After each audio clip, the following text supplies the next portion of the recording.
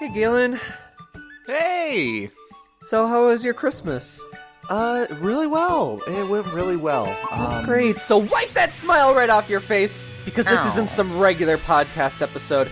This is the final episode of the year, the blood-soaked battle between the two of us, where we determine the winners through strife and hell, and the losers will be left in pieces on the battlefield. 4 games enter, 1 game leaves. So put on your combat gear and war paint and come with me if you want to die. Can I just take an Uber? No.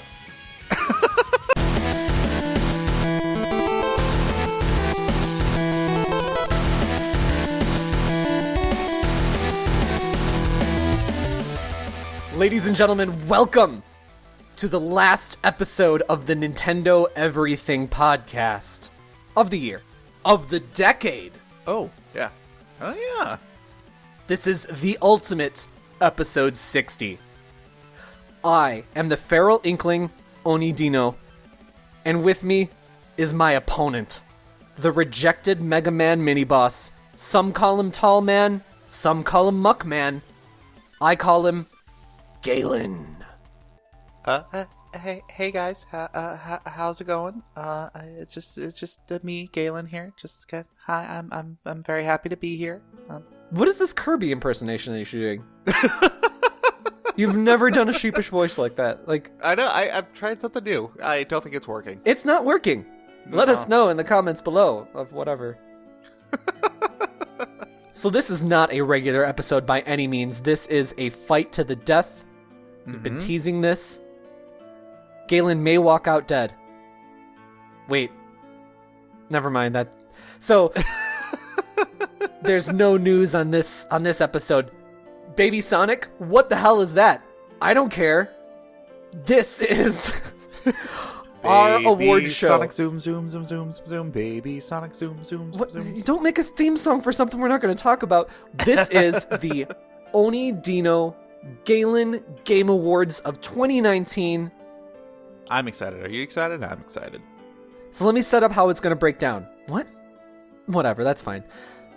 Go with it. Already better than the actual Game Awards. All right.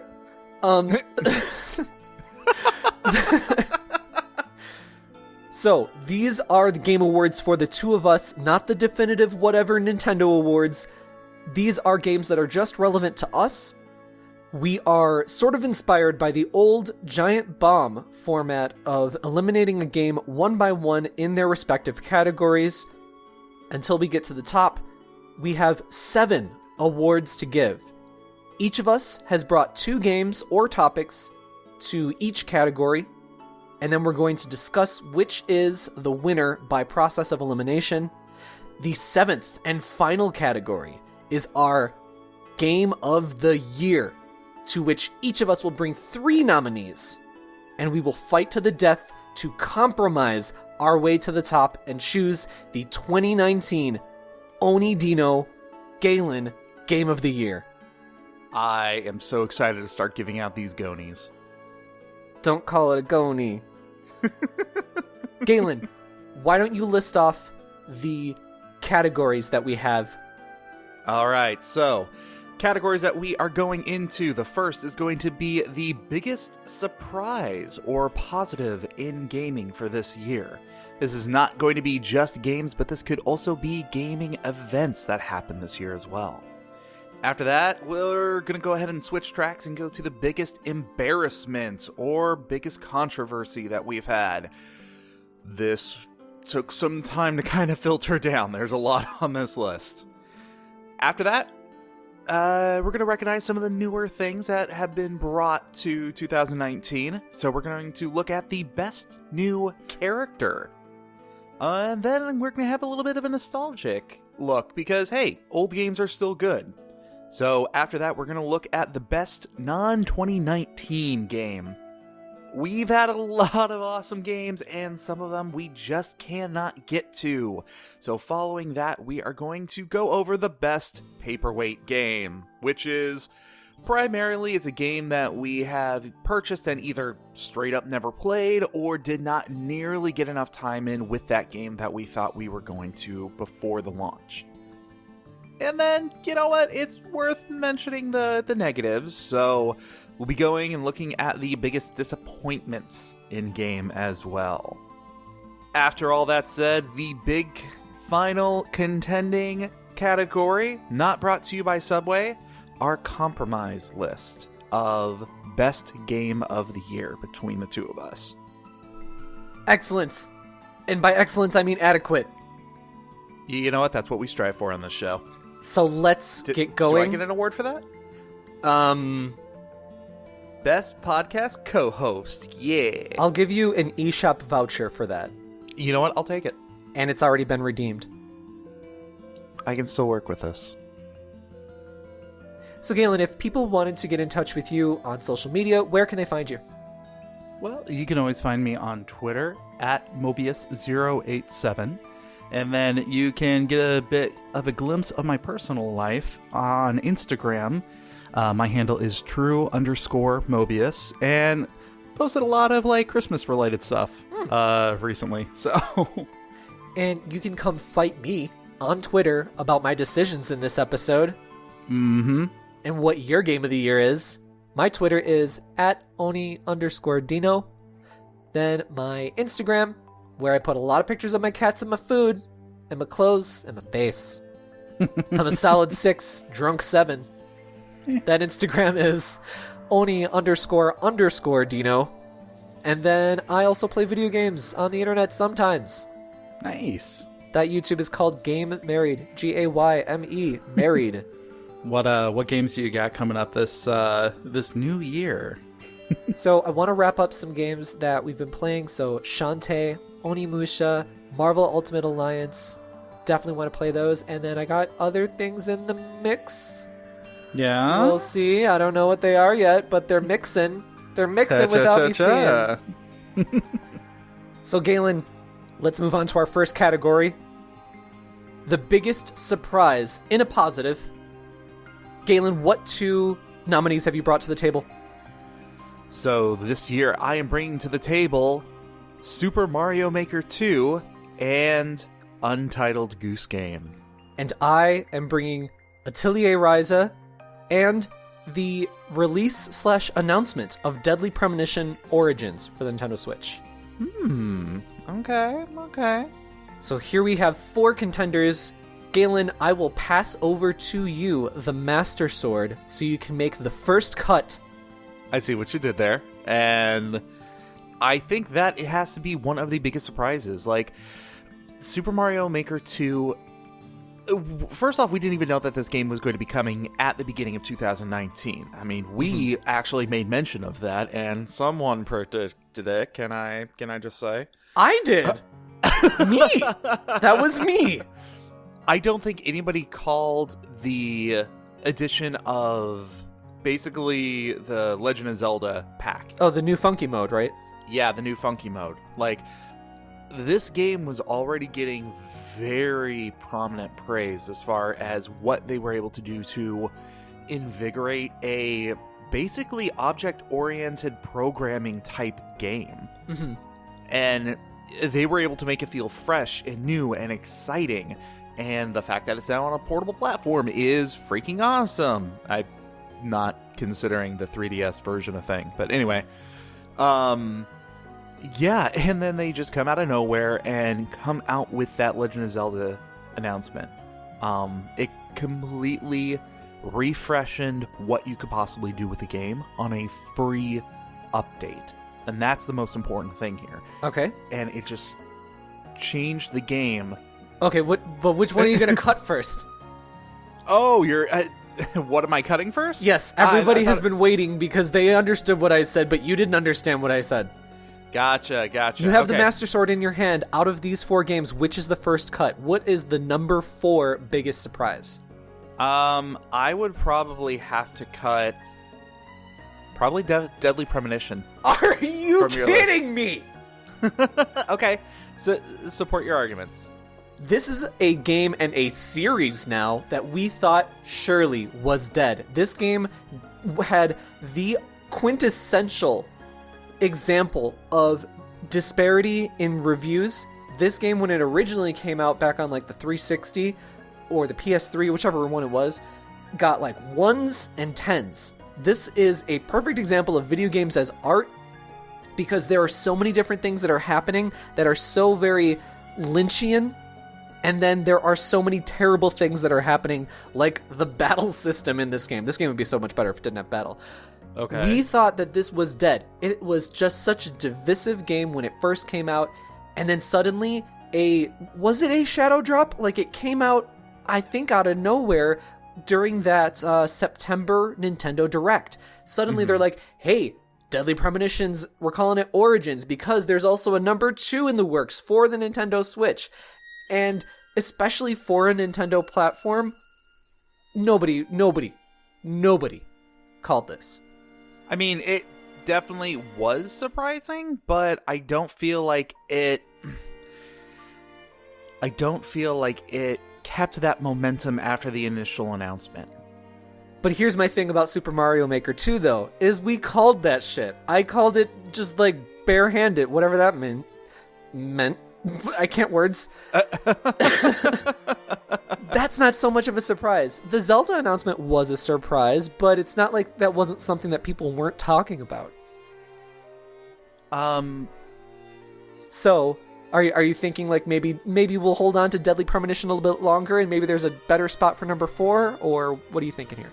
No, I think that Deadly Premonition, I mean, if you look at the searchability of both of those things and the momentum of when this came out, when it was announced, and how long people were talking about it, in both cases, something like Mario Maker had... it lasted longer. It had more buzz talking about it, and there were more people who were excited about this event. I mean, what do you mean this event? You mean the release of Mario Maker 2, or are you talking about the Zelda thing? Both the release of it and also the Zelda thing. But in the category of surprise here. Yeah. Well, if I had to break the Mario Maker down into one of those two sections, I would probably nominate the Legend of Zelda release. Yeah, because Mario Maker 2 was not so much of a surprise. Like, it was a little bit of a surprise in that it was a new announcement, but, like, it was a surprise. That was, like, the success on Wii U. It was a surprise to me that it was launching so quickly after they announced it. Yeah, sure, but, like, think about... the turnaround on that was crazy. Think about the importance of that, though, that with the other 4 things on this list. You know what I'm saying? And sort of on that note, let's talk a little bit about Atelier Ryza and Untitled Goose Game. They haven't had a fair shake here. Okay, yeah. So Atelier Ryza was a game that, for me, was very surprising because there was so much polish, there was so many different things to do in the game that I was not expecting. That battle system was awesome and fast-paced. It was like the turn-based mixture with action RPG that I had been looking for in a game. And I didn't expect the characters to be written so well. I was just so surprised, so blown away. Okay. But I would also make the argument that at the core of what you are picking up in the game, you knew that you were getting a JRPG. You knew kind of like what standards you were going to be putting everything up to. Now, the fact that they met or exceeded those standards for you, awesome. That's great. And I'm really happy that I'm happy for you, but I'm going to let you finish. However, like, I don't know if that experience is transferable to everybody.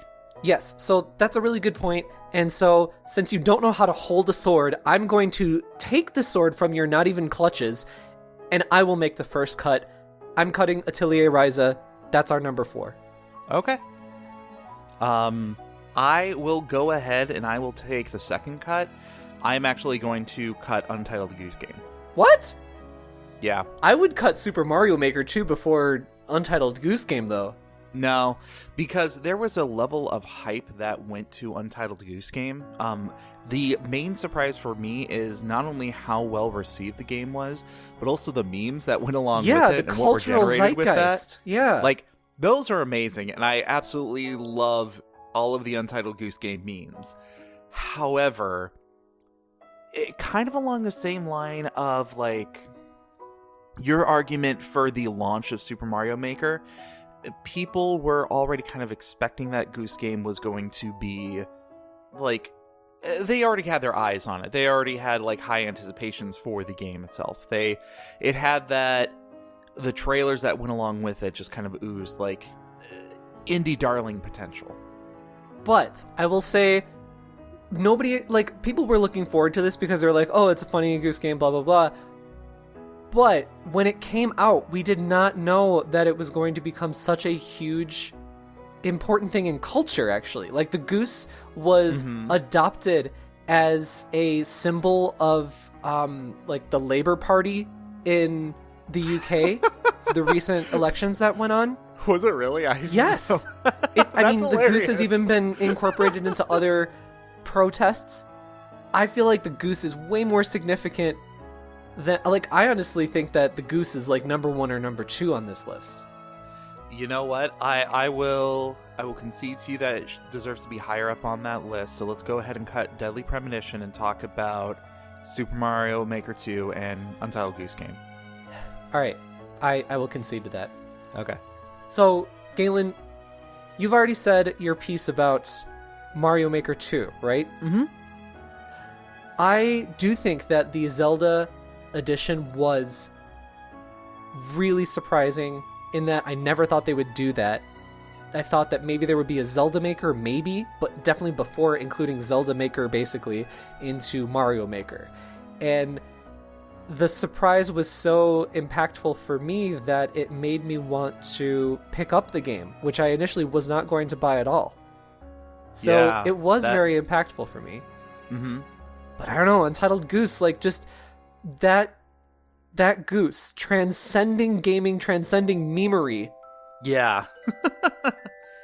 Well, and that's the thing. Like, it's a tough call because if you're talking about the category as a surprise, as I did not expect this to happen, I feel like going with Legend of Zelda on Mario Maker was a bigger surprise than Goose Game. Because Goose Game had, like I was saying before, it had more of that attention on it. And even with that attention, it was able to make its way to the point that it is at right now as far as like a cultural icon.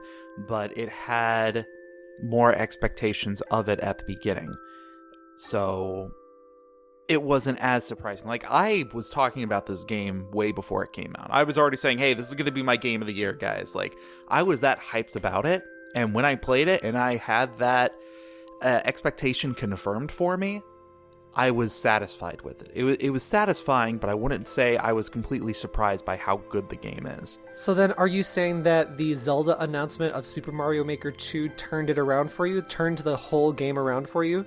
I'm going to say that it turned the whole game around for you. And the fact that it did that, I believe that is what holds more merit to it in the surprise category.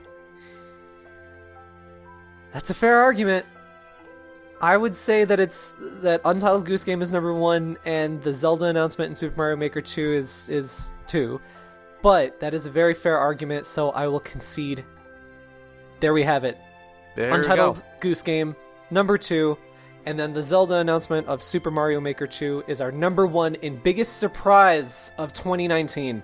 Yeah, and to be honest, it is very, very close. It is a very close one, but yeah, I'm satisfied with these rankings. A brief eulogy, if you will, for the Untitled Goose Game. I think that goose is a treasure.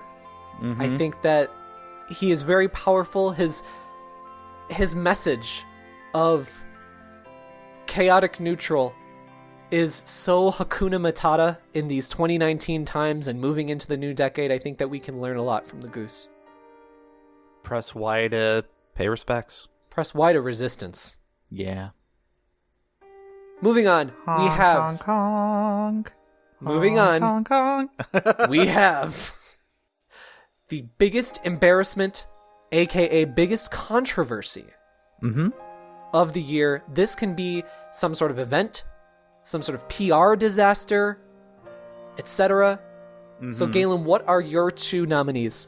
So, my nominees are basically Randy Pitchford and everything he did this year when when it came to like tweeting on Borderlands 3 and the responses to the game going to the Epic Store and everything like that. And then my second nomination is Dexit.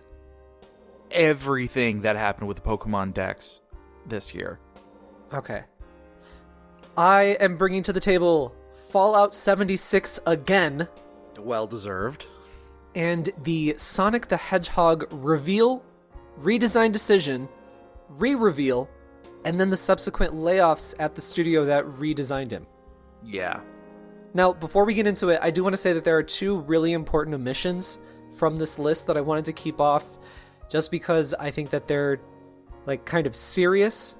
Mm-hmm. And so they're sort of in another category, even though they are a huge embarrassment, a huge controversy, a huge shit show. That is the ESA leaking all of the personal information of the professional attendees this year, and also the Activision Blizzard response to Blitzchung and the Hong Kong protests. Yeah, absolutely. Those are two really, like, honestly, those both blow these other ones out of the water, I think. Mm-hmm. And they're both serious things, so I just want to leave them off the list, but make special mention of those are both serious situations. So, since I made the first cut on the last, Galen, what is your first cut out of these four?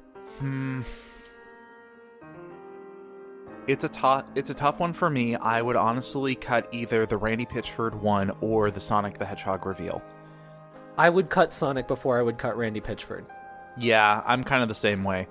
Because everybody hated the Sonic design. Absolutely so bad. Everybody. It was so bad. One of the worst designs ever, and I just can't believe it made it that far along.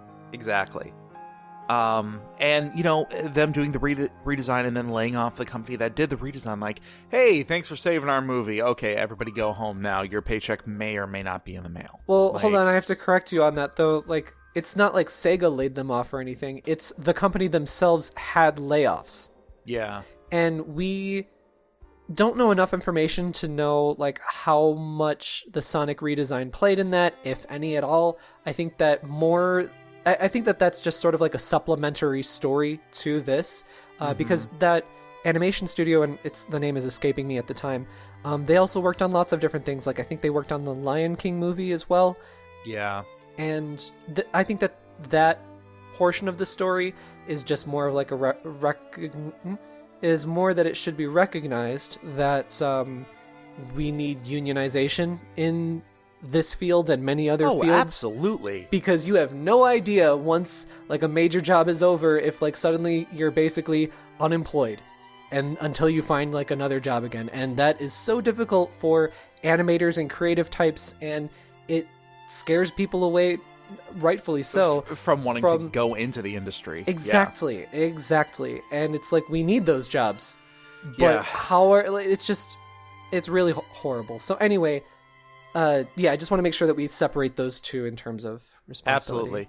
With that said, though, there is an element of kind of like bright light to this, in the sense of the people heard the reactions of what this trailer was and made efforts to try to correct it. Yeah.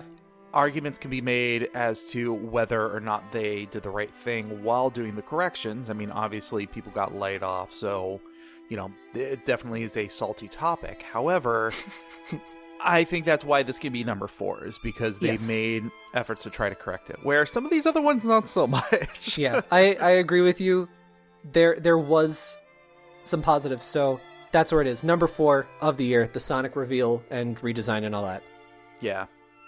Making the second cut here, I would definitely say... Wait a second. You don't get 2 cuts in a row. Sorry, go ahead. Yeah. Do you not know how this works? So we're left with Dexit, Randy Pitchford, and Fallout 76 again. I would say for my second cut, Dexit. Really? Yes. Because, let me explain myself here.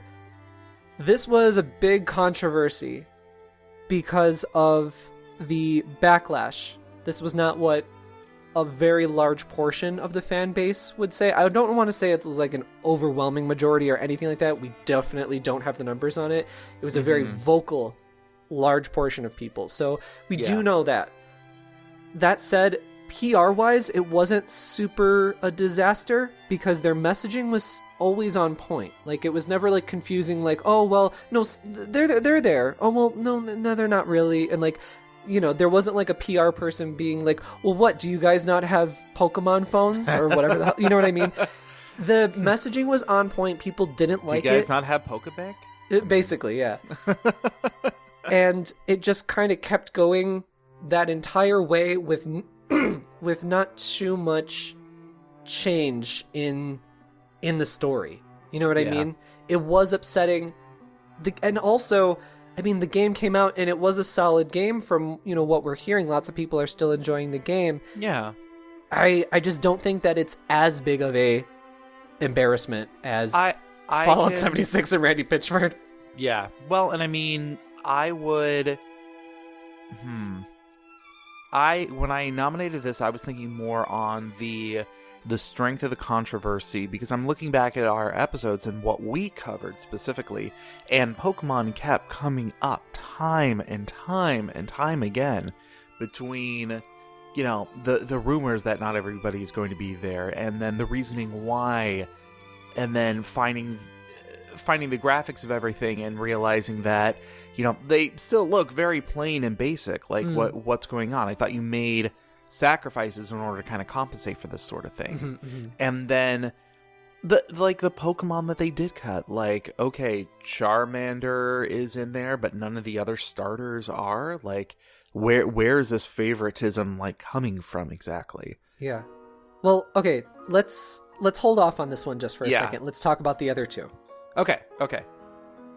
So, Oni, what are your thoughts on the Fallout 76 stuff? All right, so I had to, because this has been going on for 2 years now. This is its second year. I had to go back and try and remember what happened this year, because I don't want to include things from last year, because I think that is an unfair advantage for this game. That said, the fact that it's, you know, a big enough contender in its second year, I think that sort of adds a little something to it, just in the greater consciousness of embarrassments. Everything that happened with the E3 announcement of what they're adding, and hey, we put a battle royale game in your Fallout 76 game. It's just like, oh, Bethesda, what are you doing? I was there at E3, and it was so very strange when the announcement of we're putting NPCs in the game, and by the way, they're still not in the game, but like a year and a half after the game has been out, or a year after it's been out, and then people are standing up and clapping and stuff. It was such a surreal moment of like, who are you people? You know what I mean? Like, this is what you're applauding for? Like, this is so weird. What are video games to you? You know what I mean? But Bethesda, I appreciate what you've done in the past, but just stop coming to E3. Like, seriously, you have nothing to show. Come on. Well, but that's not even counting the entire controversy that went along with Fallout First.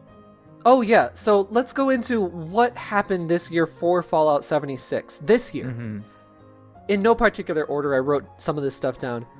There was the moldy helmets situation. Did you hear about this? Yep. So GameStop sold helmets with its collector's edition or something like that.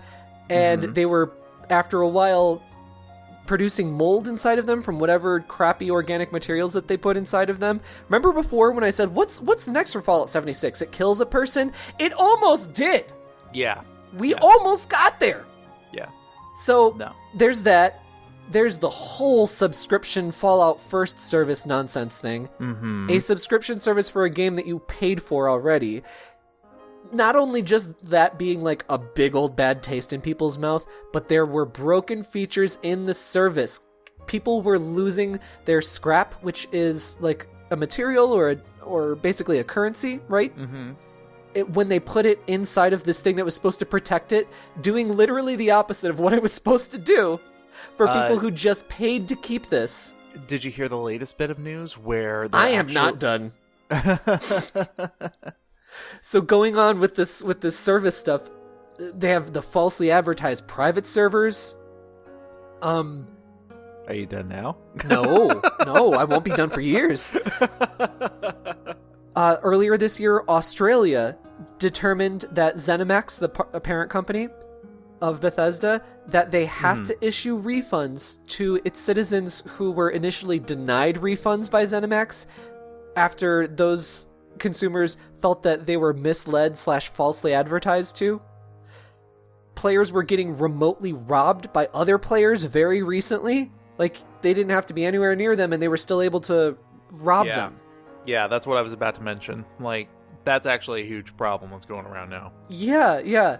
And the netcode is just apparently so poor that people were able to hack into the game and get NPCs to spawn, stuff that's not even in the game yet, enemies, endgame bosses, and more, even from Fallout 4.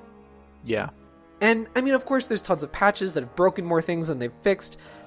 I mean, that happens in games sometimes. That happens with alarming regularity with Fallout games and Bethesda games. But, like, I don't know. I think that this is a huge controversy compared to, say, something like Dexit. Because at least that was a video game that came out.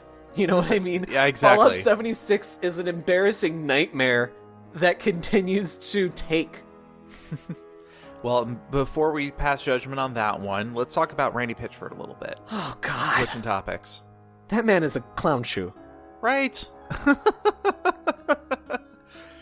Oh, man. And just his complete reaction to the entire fan community, literally yelling at the people who are trying to give you money.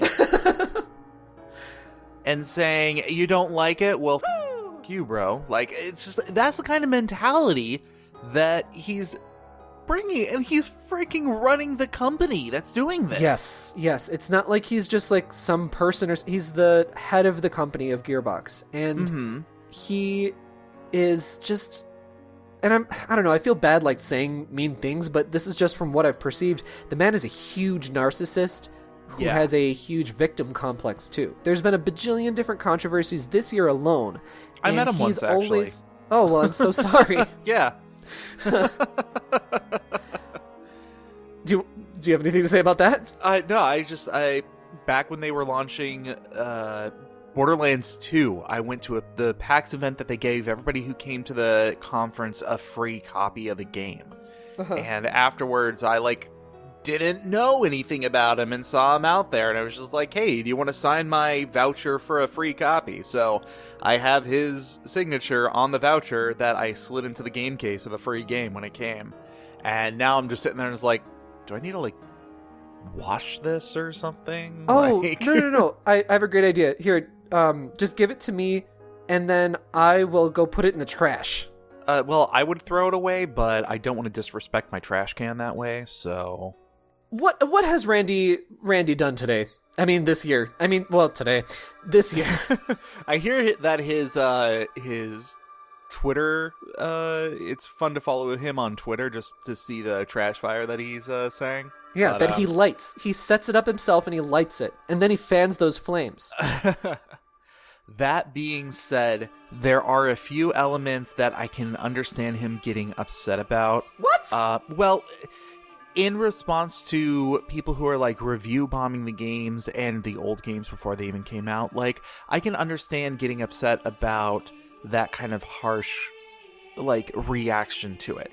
He didn't do it the publicly. Right way. You don't get upset about that publicly. You're the owner of a company and you are a millionaire.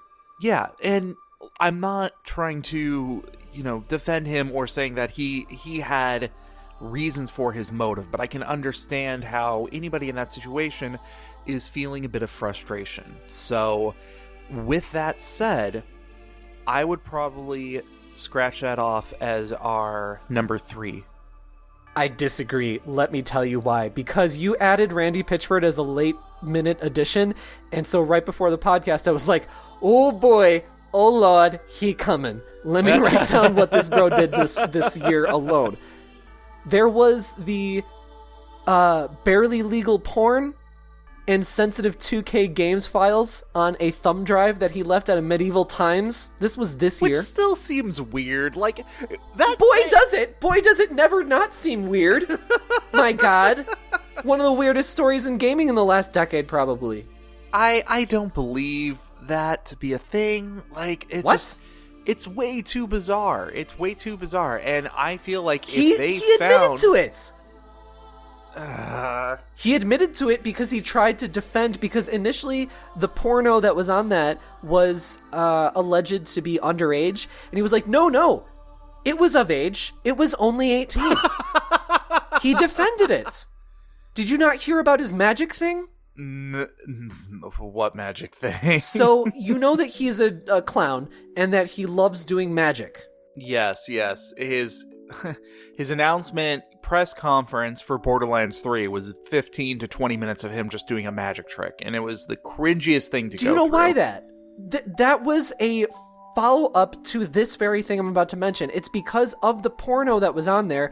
I'm going to keep it as G-rated as possible where I'm talking about this, but there was a, 18-year-old girl apparently, and she's doing this, like, sexual act, and it was very impressive to Randy Pitchford, and so he said that he had that on there because he thought it was so impressive. She's a magician. If you need to look this up, look it up online. Galen, okay. I'll just tell you right here. It was a girl... Mamma mia. What the f***? Yes, exactly. But anyway, Galen, that is why he was like, no, she's a magician. And that's what it was. He admitted to all this stuff, and that's why he leaned into it. And this is also part of why he's a shit show. He leaned into it at his E3 thing, doing a whole bunch of magic for this poor, embarrassed people on stage. He did that in response to, like, his thing being like, hey, I'm self-referential, aren't I funny, or whatever? Yeah. The man is a goblin. Yeah. He's a dumpster fire. Then there was, after that, like, when he was talking about Borderlands 3, and he was like, there's going to be no microtransactions in the game and everything like that. And I honestly think that he probably misspoke, and he wanted, like, a big old, like, clap, everybody applaud him for not having pay-to-win schemes in the game, because there aren't pay-to-win schemes in the game, but there are microtransactions for cosmetic stuff, which is still a microtransaction. So anyway, when he announced that on stage, was that at E3? It was maybe post-E3. It was post his announcement of Borderlands 3. Yeah. So then Game Informer turned right around and they were like, no, actually there are microtransactions in the game and they're for cosmetic stuff. And then Randy Pitchford publicly on Twitter, and this is a pattern with him, with publicly on Twitter, suddenly goes, oh, you know what I meant? Why would you guys f*** me on this? And just acted like a child the entire time, and you are the CEO of a company. Yeah. And there's even more things. He shared like an animal cruelty video on social media earlier this year. He's been sued several times this year, specifically from like the Claptrap voice actor, David Eddings. Mm-hmm. And I feel like we need to cut Dexit because both Randy Pitchford and Fallout 76 are bigger embarrassments. Really? Yeah, that's how I feel after all that. You know what? I will concede Dexit on this one. I feel it deserves, like, because Pokemon is such a bigger franchise than just a single person, I would make an argument that Dexit deserves to be higher. However, you make a very strong argument that the intensity that this person deserves to be on this list. So, yeah, I will concede and cut Dexit from the list. Okay, Dexit, our number 3 on biggest embarrassment of 2019. That was a big deal, for sure, but I'm just saying that the magnitude of the other two outdoes it. There was a lot going on this year, so this particular section in this award, or D-ward, I guess, it was very hard to just pick a couple candidates, so, but, okay, let's look. So, here begs the question, Randy or Fallout 76? This is a Sophie's choice.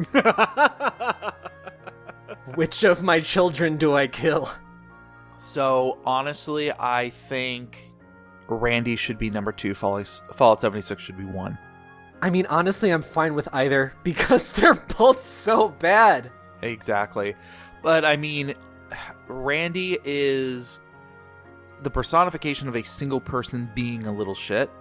Fallout 76 is an entire gaming ecosystem that refuses to change and refuses to make like good actions. And the other thing is that, just like you said earlier, this is not the first year that this game has come out, and it's still on a list of this quality. Yeah.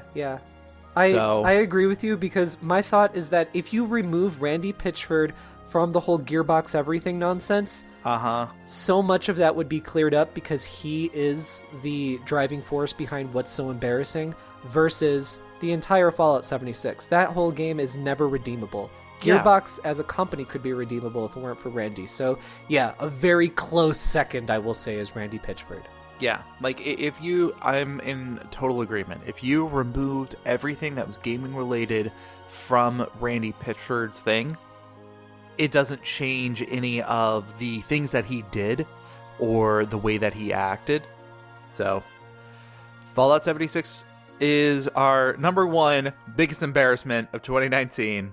Randy Pitchford, number 2. A very close number 2. Very close number 2. Dexit, number 3. And Sonic, number 4. Yep. Moving on, we have Best New Character. Galen, your nominees, please.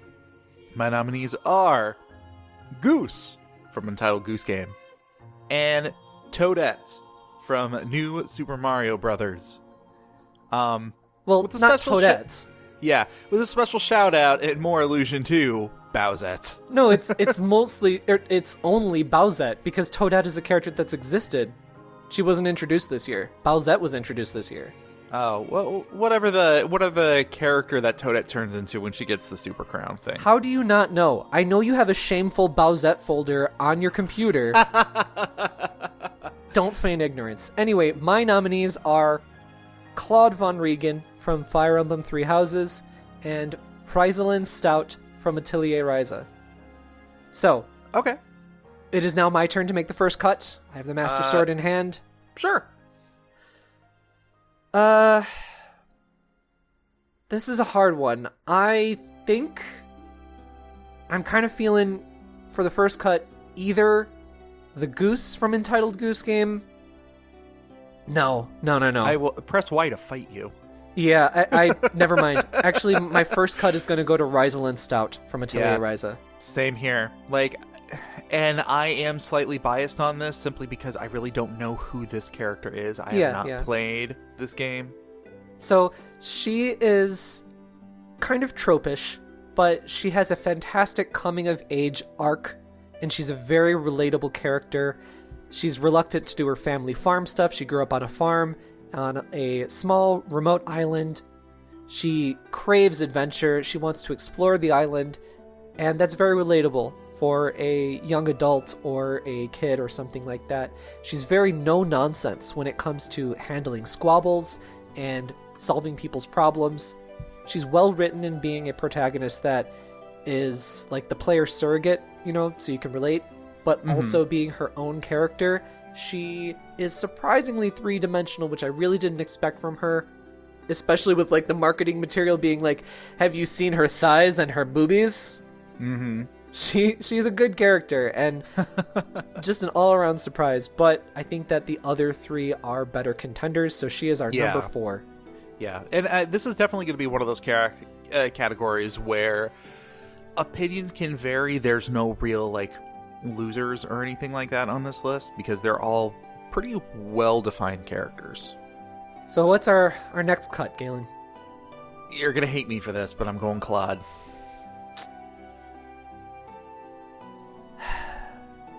You need a moment?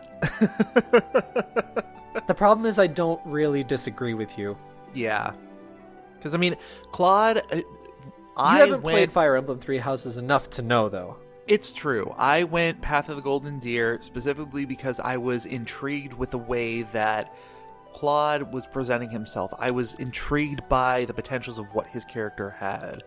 And from what I have heard of the game, he is a very captivating persona to have on your side. So, I haven't beaten his route yet. And we'll talk about this game later, but I really love Claude and his interaction with all of his not students, like fellow students in his house. He is super cool-headed and reliable. He's definitely a born leader. He keeps calm in the extremely difficult situations that he gets put in and that, is facing the monastery. And people look up to him. Everyone in his house is like, what do we do? Like, where do we go from here? And he also dissipates the stress and the frustrations that people have with his comedic wit and his cool demeanor. Yeah. In addition to, just those really enjoyable qualities, he's also a very inquisitive person. And like when things are going awry in the story and you're like, wait, what's going on? He's like, no, I'm going to get to the bottom of this. Like, I've been looking into this, I've been looking into that. And he's always so good at switching on a dime to whatever he needs to be. He's not like a comic relief, like, oh, I'm just the cool guy, blah, blah, blah, like maybe Sylvain or something. I mean, all the characters have so much depth to them, honestly. Yeah. But Claude is like, no, I can be a noble, and I can also be a friend, and I can also be a leader to my house. He's just such an excellent everyman, but also has his flaws, too. Exactly. And he's a very well-defined and very deep character as far as how he's written and how you interact with him. But he's losing out to a goose. Yeah. But I agree with you.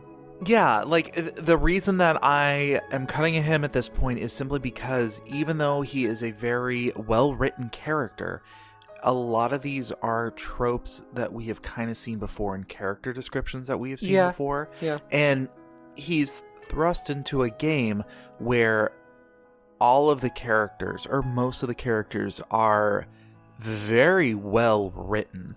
And it's just... He's the best of a very good batch of characters to have out there. Well, I don't know if he's the best, you know what I mean? Like, he's the best that I've experienced so far. Yeah. There's a lot more for me to experience in that game.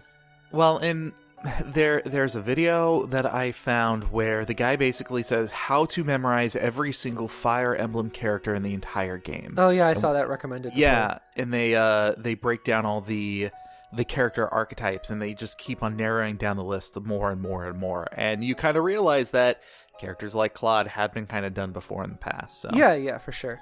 And that's why he started from a template, but then he evolved from there. All right. Same with Ryza.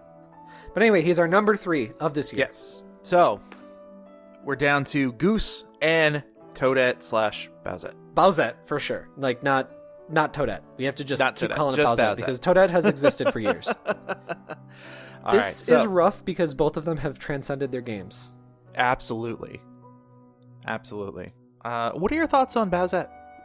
I love her. I think that it is the gross, dumb, hilarious, and horny parts of video gaming that is the right balance of all of those dumb things. Nobody is taking Bowsette super seriously except for the, like, super creepos that are just going to be, like, super creepos no matter what. But a lot of people are like, yo, no, let's draw this, like, really sexy version of Bowsette, and we know that it's a joke. We know that it's funny. And I love that. I think it's so funny. Now, what are your thoughts on Goose?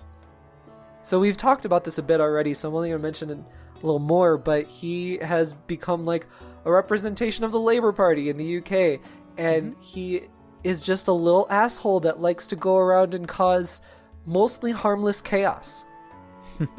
Just purest in its truest sense. Yeah. With these being considered, I'm thinking that number 2 should be Bowsette, number 1 should be Goose. I do agree with you, and for one reason only. Bowsette doesn't really exist. Exactly. That's my only reluctance on here. Yeah. Bowsette number 2, Goose number 1. I 100% agree. I mean, both of them are fantastic creations, and the fact that the Goose itself is not necessarily, it's expressive but not expressive at the same time, and knowing the mischievous nature of him, like, there's a lot of projection that you can make as a character or as a person onto the Goose when you're playing this game. Watching my wife play Untitled Goose Game and just spending like literally 20-30 minutes in the sandbox picking up every single item that she could and just running away with it just because she's a naughty goose. I just called my wife a naughty goose. That's weird. I'm sure she'll text me about it late at night. Number 1, best character of 2019, a goose. So, our next award, best non-2019 game. A game we played this year but did not release in 2019. This is a bit of a funny one because it's all over the board. Yeah, this is all over the place. What are your nominations? So, I am nominating Destiny 2 and Super Mario Party. All right, and I am nominating Hyrule Warriors Definitive Edition and Final Fantasy VII. A bit of an unfair stretch. Or stretch? A little bit. It's a little all over the place. So, I do want to say, though, that in regards to how we're going to determine this, we should mention... I think we should think about how important this game is in 2019, maybe, and like, was it overlooked or something? I mean, none of these games were overlooked. Absolutely. But like, how pertinent is it in 2019 for us to be playing this game? Yeah. So, I believe it's my turn. I will make the first cut. I am cutting Hyrule Warriors Definitive Edition.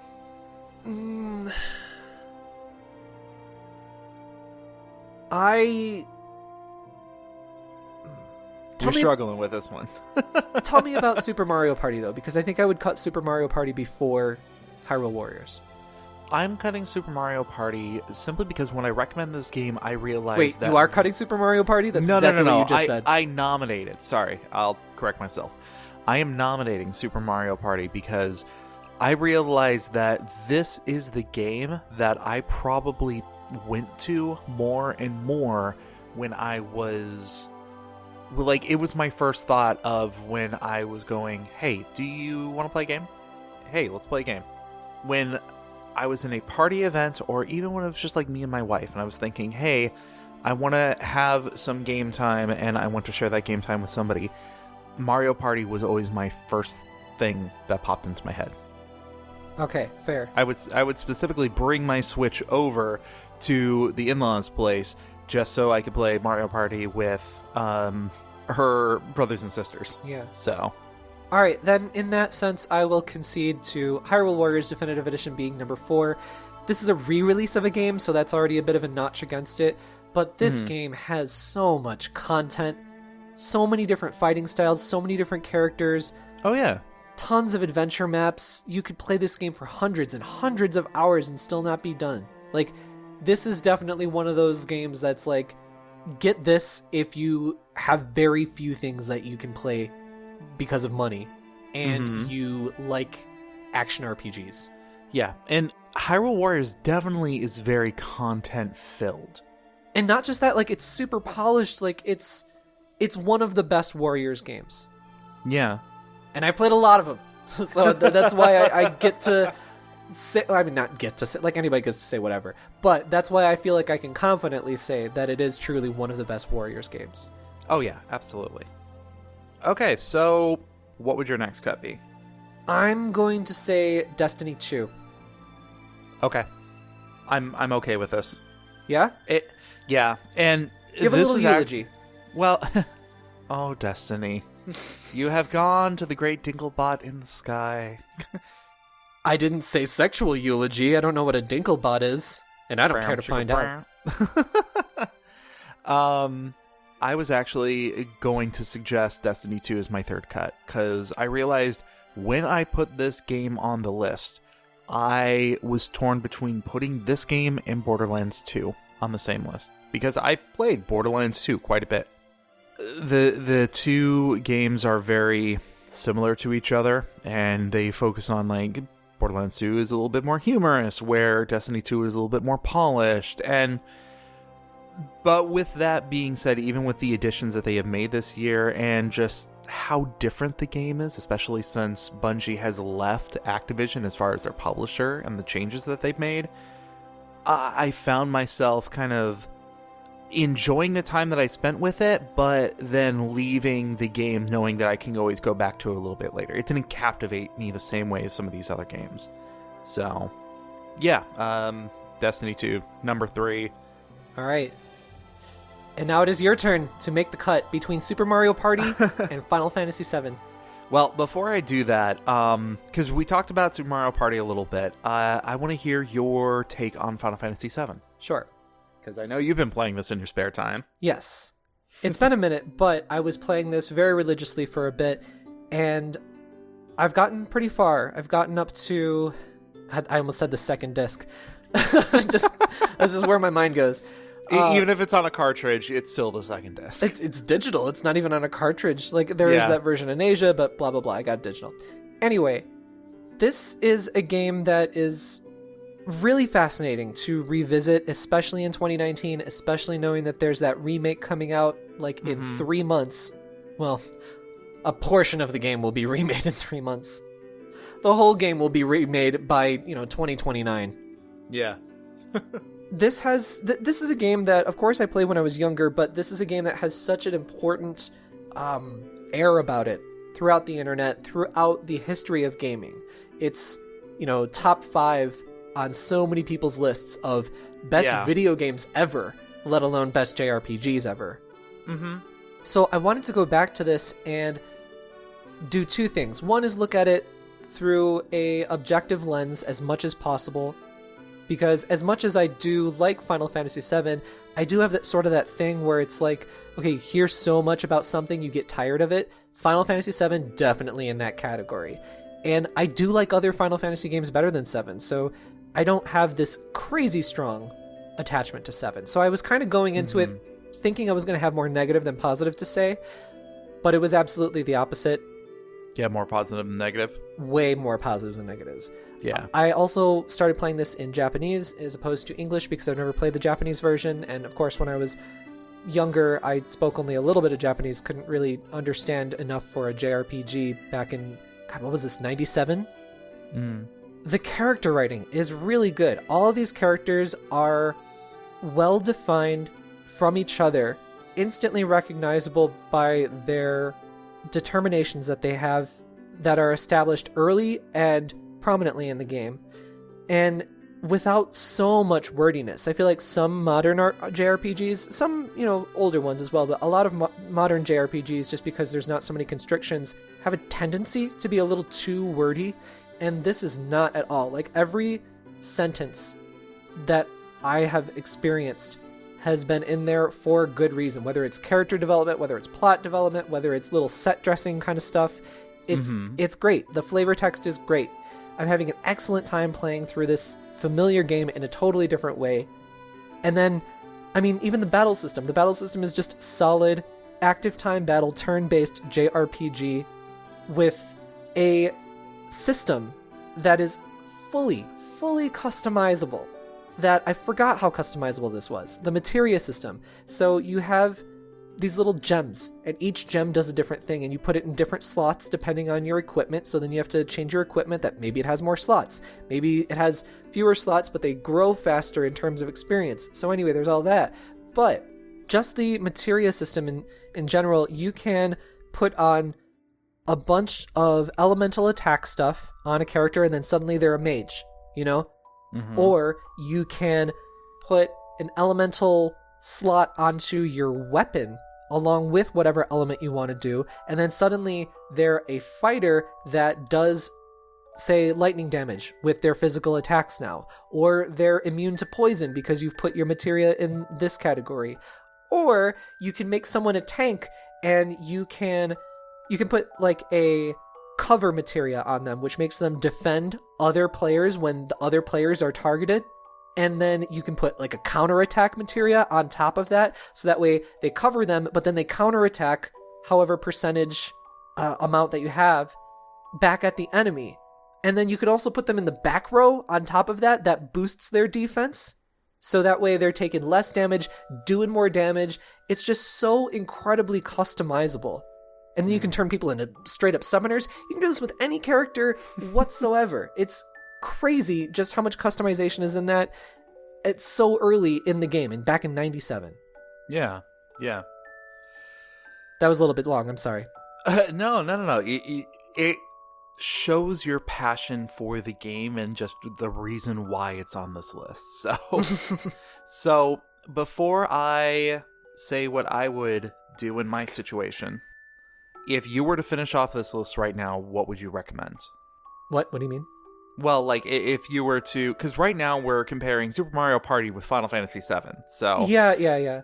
between those two, for best non-2019 game, which would you say was your number one and your number two?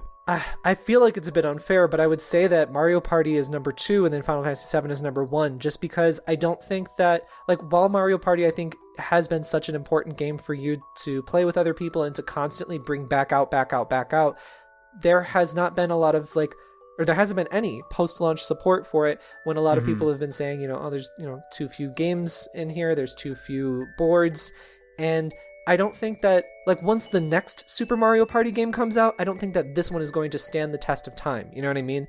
Whereas Exactly. Final Fantasy VII has stood the test of time. It's a little bit unfair advantage to it, but I just mean that, I don't know, maybe it isn't...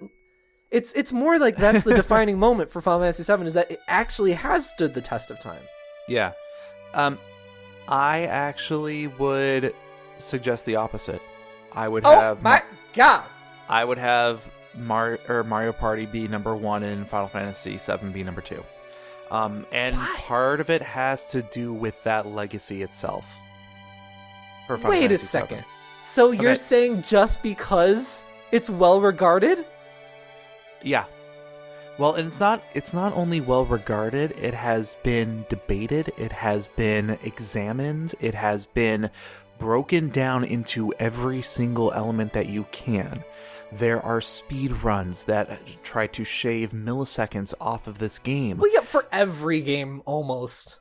And it gives that illusion that there is a best way to play this game. What? So it... No, there isn't. Who says? That's bullshit. Every single speedrunner who is going Speedrunners are through... a different blend of crazy freakazoids. Yeah, but... Speedrunning is totally different and such a weird aspect of any game. Does that mean that, like, playing Legend of Zelda is best played running sideways and backwards and doing rolls when you're not actually playing the game and doing flips so you can beat the game in 3 minutes? When there is a preferred way to go around and go through a level and build up your party, it eliminates that customization that you were just talking about, and that freedom to be able to make the character or make your parties the way that you want to. That's bullshit. That is not the case at all, though. That is only among a small sliver of people. And who says that even they themselves, whether they say, like, okay, this is the best in our community, but not the best for the whole gaming, or if they say, like, no, this is definitely the best way, just because there's a few bad apples, you're going to let it spoil a whole bunch? Well, and like I said, this is still the number 2 on the list. Like, this is not a bad game in any sense whatsoever. Super Mario Party 2, coming out, say, next year.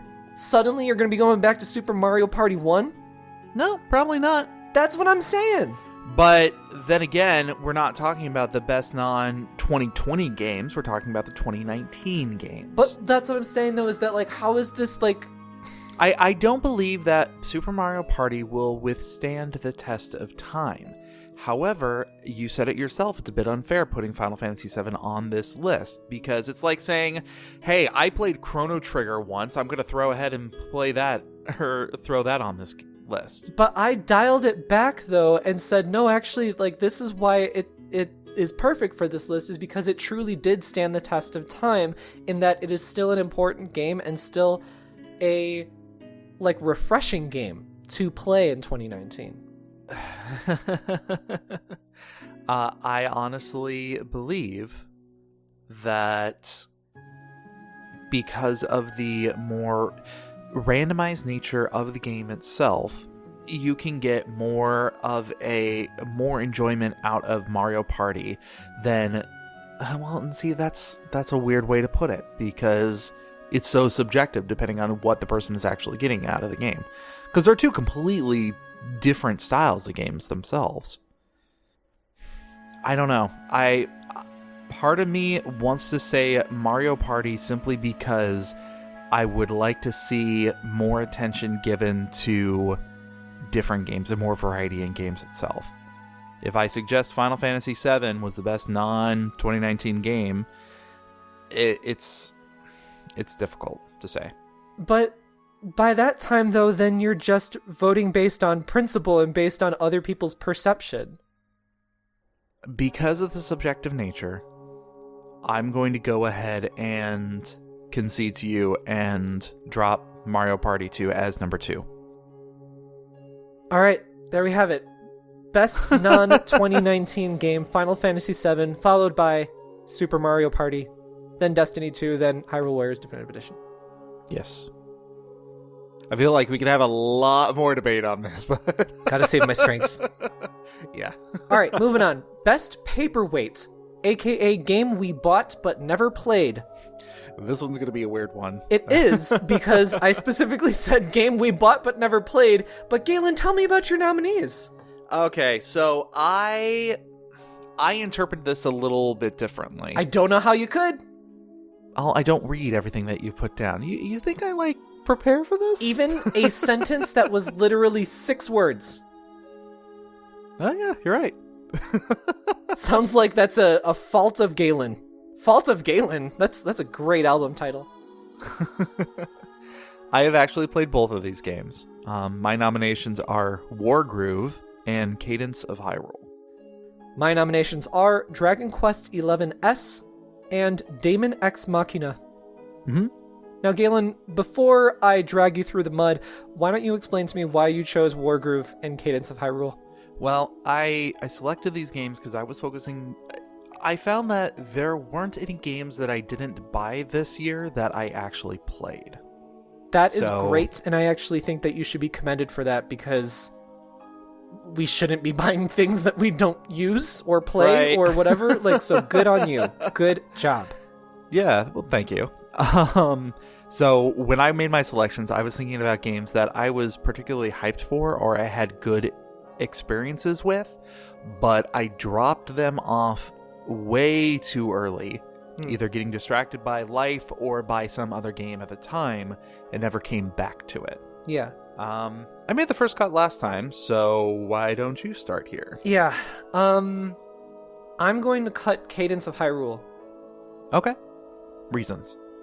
So, I will say Cadence of Hyrule because I do know that you played this quite a bit early on, and then maybe you didn't go back to it after that. But I would say that you got a very fair shake at what that game has to give you and the core concept of that game. Yeah, and that is a very fair point. Yeah, I can agree with this one on cutting this one. Okay. What's your next cut? My next cut would actually probably be Daemon X Machina. I disagree. I super disagree. Tell me why. Because you played the demo pretty prolifically. You had a very good experience with the game itself.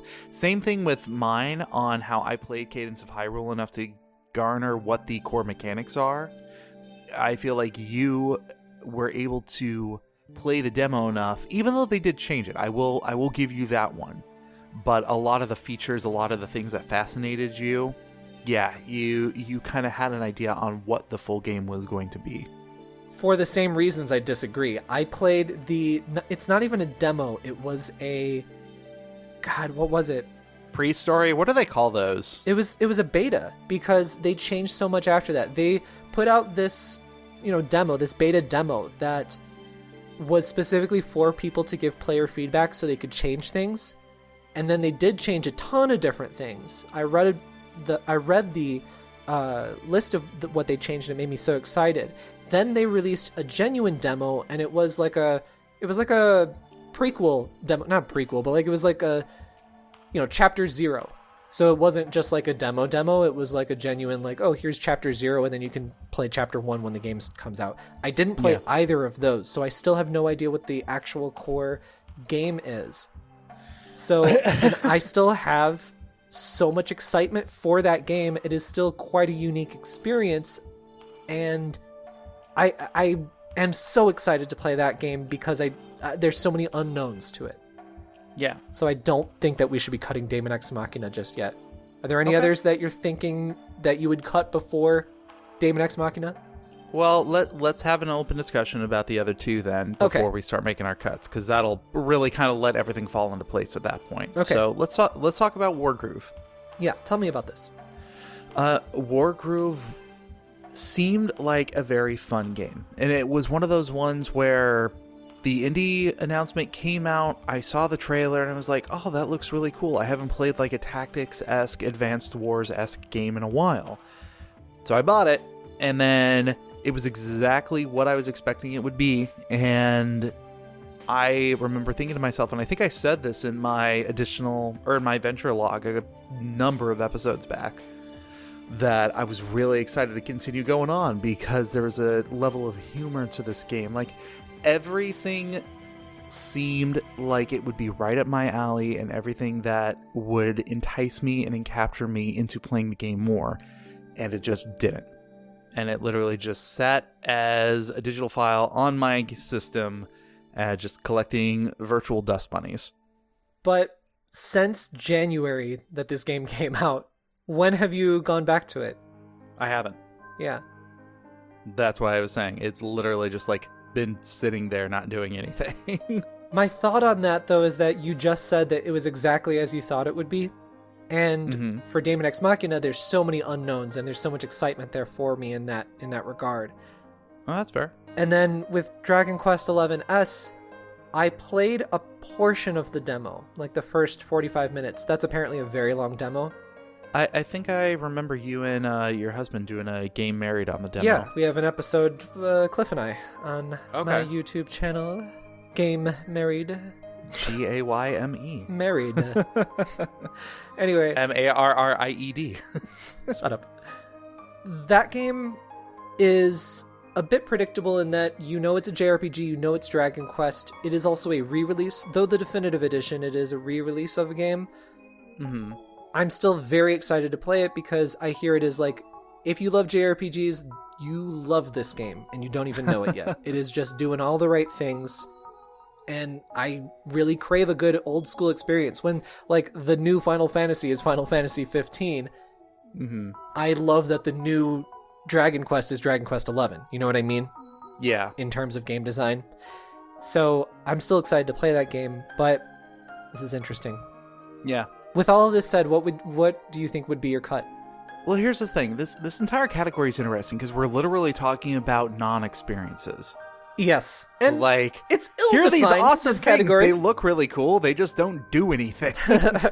So, along those terms, and because I did actually play both of my games, and you played your demo, I believe that we could probably cut both Wargroove and Dragon Quest IX in either order. 11. Or, yeah, 11. Sorry. Roman numerals, they're hard sometimes. I would probably say that we could cut either of those in either order, as far as the number 3 and the number 2 slot.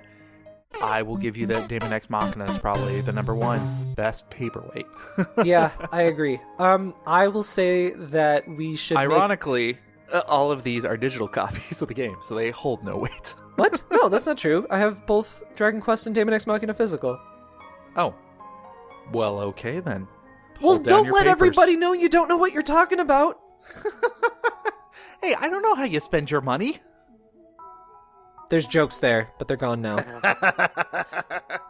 I'll say that Dragon Quest should be number 3, with it being a re-release, and Wargroove should be number 2, because I also have not played this game, and I do want to, and I did buy it as well. Oh, well, there you go. Yeah, so that's number 2. Number 1, best paperweight of 2019, Daemon X Machina. It's such a weird Goni to give. Stop it. Just, oh, it's gross. It sounds too close to the word gonads. I've got nothing on this. On this topic, let's move on to our next award, biggest disappointment. Biggest gonads in gaming. Biggest disappointment. You're about to gonad off of this podcast is what you're about to go. Oni, why don't we change it up a little bit? Why don't you say your suggestions first? Okay. My nominations, and this is a video game. Specifically, we're doing video games.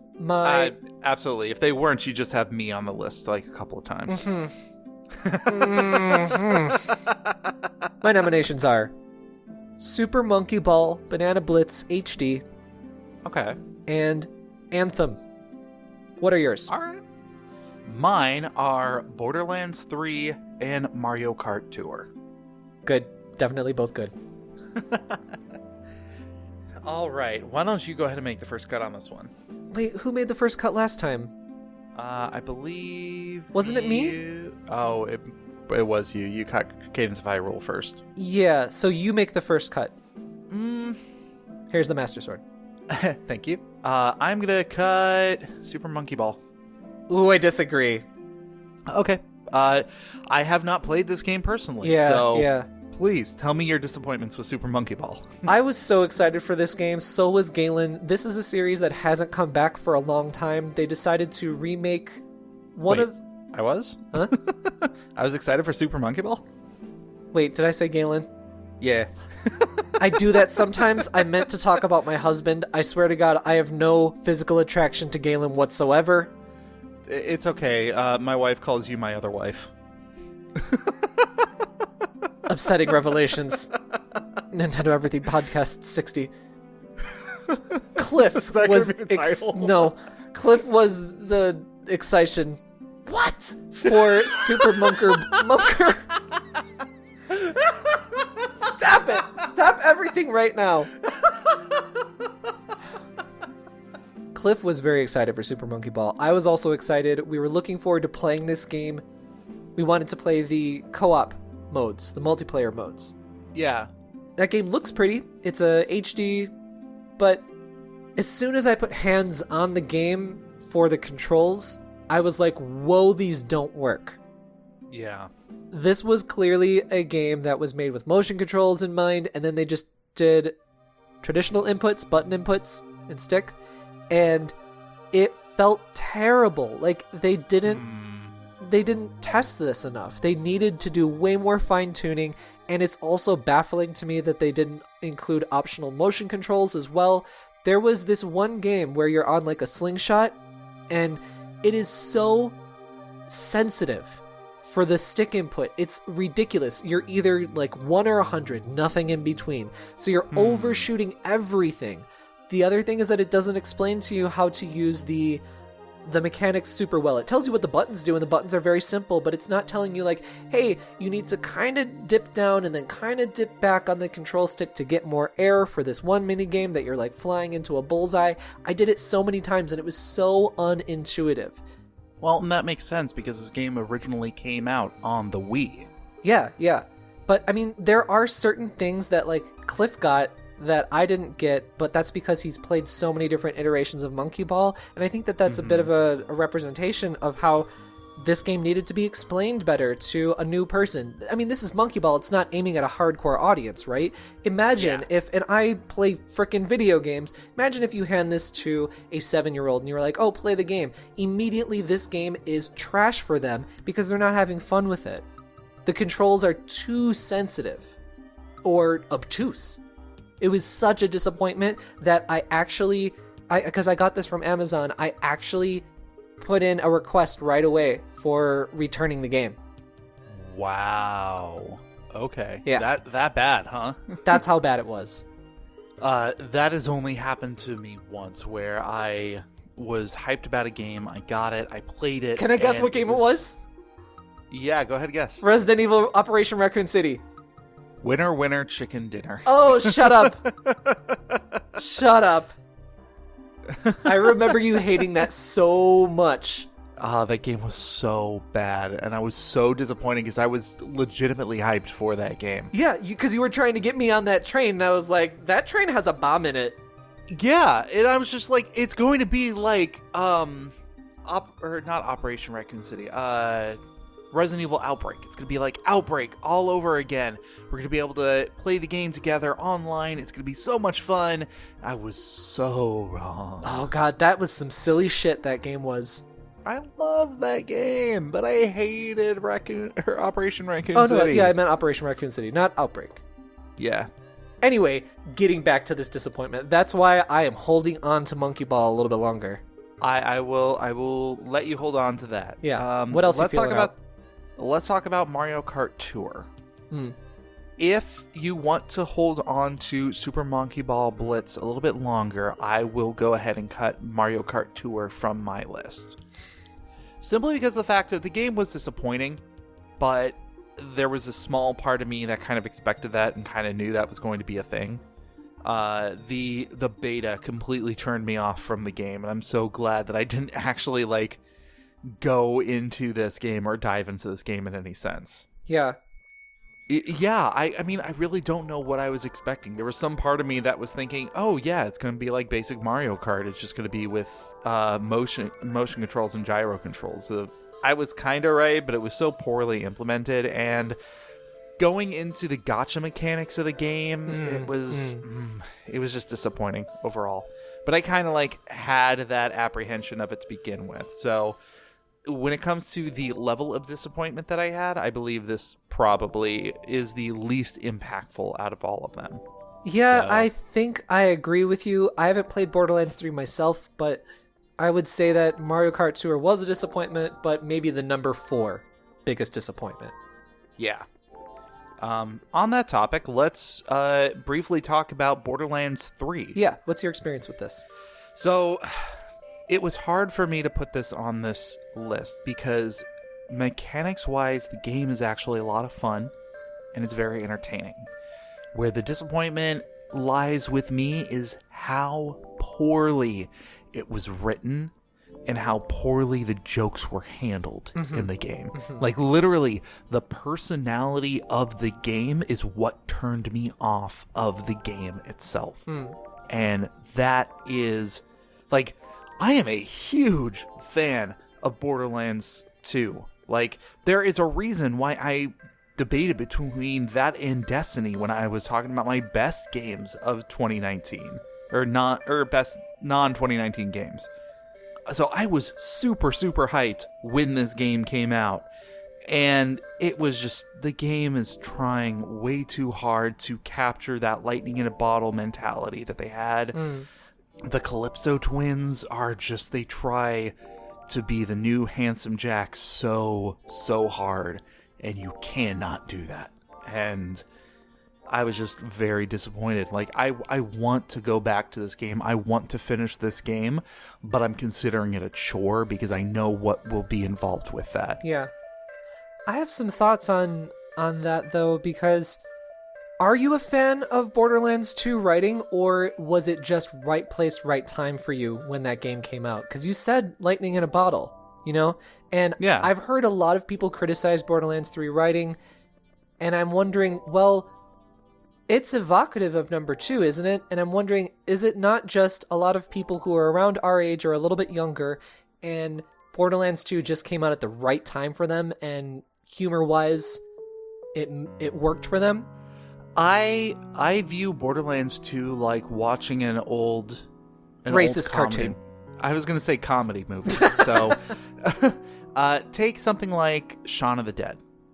So you watch Shaun of the Dead, and the first time you watch it, it's absolutely amazing because you've never heard the jokes before, the way that it's written and the way that everything goes, everything lines up perfectly, that it's just a really well-made movie. And you'll go back and you'll watch it again, but you'll never be able to capture that original feeling, but you can remember it fondly. And that's the reason why you say, hey, I really liked that movie when I saw it the first couple of times. And I feel like that's the same thing with Borderlands 2. It's hard for me to make commentary on the way that it is written, but then compared to now, because my emotions were so much stronger the first time I was experienced to it. Yeah. So it was definitely a right place at the right time kind of mentality to it. If I was to pick up Borderlands 2 completely fresh, never having played it before, I probably would not get the same sort of impact today as Right. I would back then. Right. But the mechanics of the game would still be fantastic.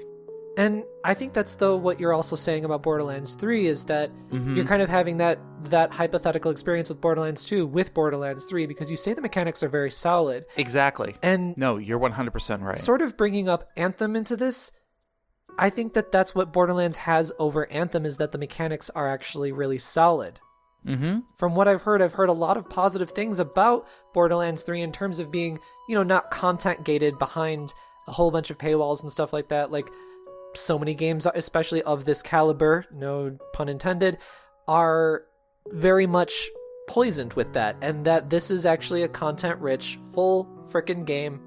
And I think that while it was disappointing for a lot of people, I don't think that it was a huge disappointment. It's still getting, pretty decent reviews, and it's still sold really well, despite it having Randy Pitchford attached to it. Exactly. Is it your cut? It's your cut, isn't it? Yeah, well, we still have... Technically, we haven't even made the first cut. I think at this point we should just talk about all the games. Oh, Jesus. Oh, God. So, let's talk about Anthem really quick. Okay. So... we didn't know what he's talking. Hey, it's your... yeah, it's Anthem. Crickets.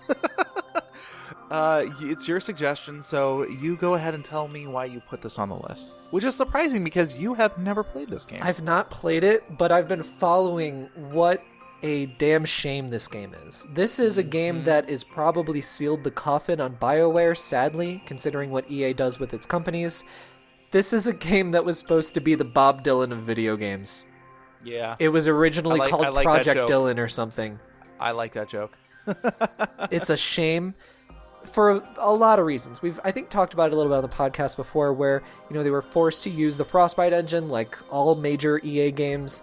And, there's a lot of reasons why Anthem ended up the way it did. But I don't think people were expecting it to be as bad.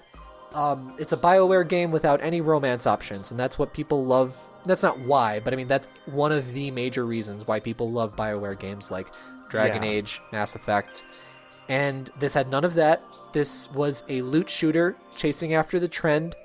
From what I heard, that the core mechanics don't even feel good. The flying around is nice, and that was the one novelty of the game. But running around, shooting, and exploring your hub world, which wasn't even originally in there, and now it's in first-person mode.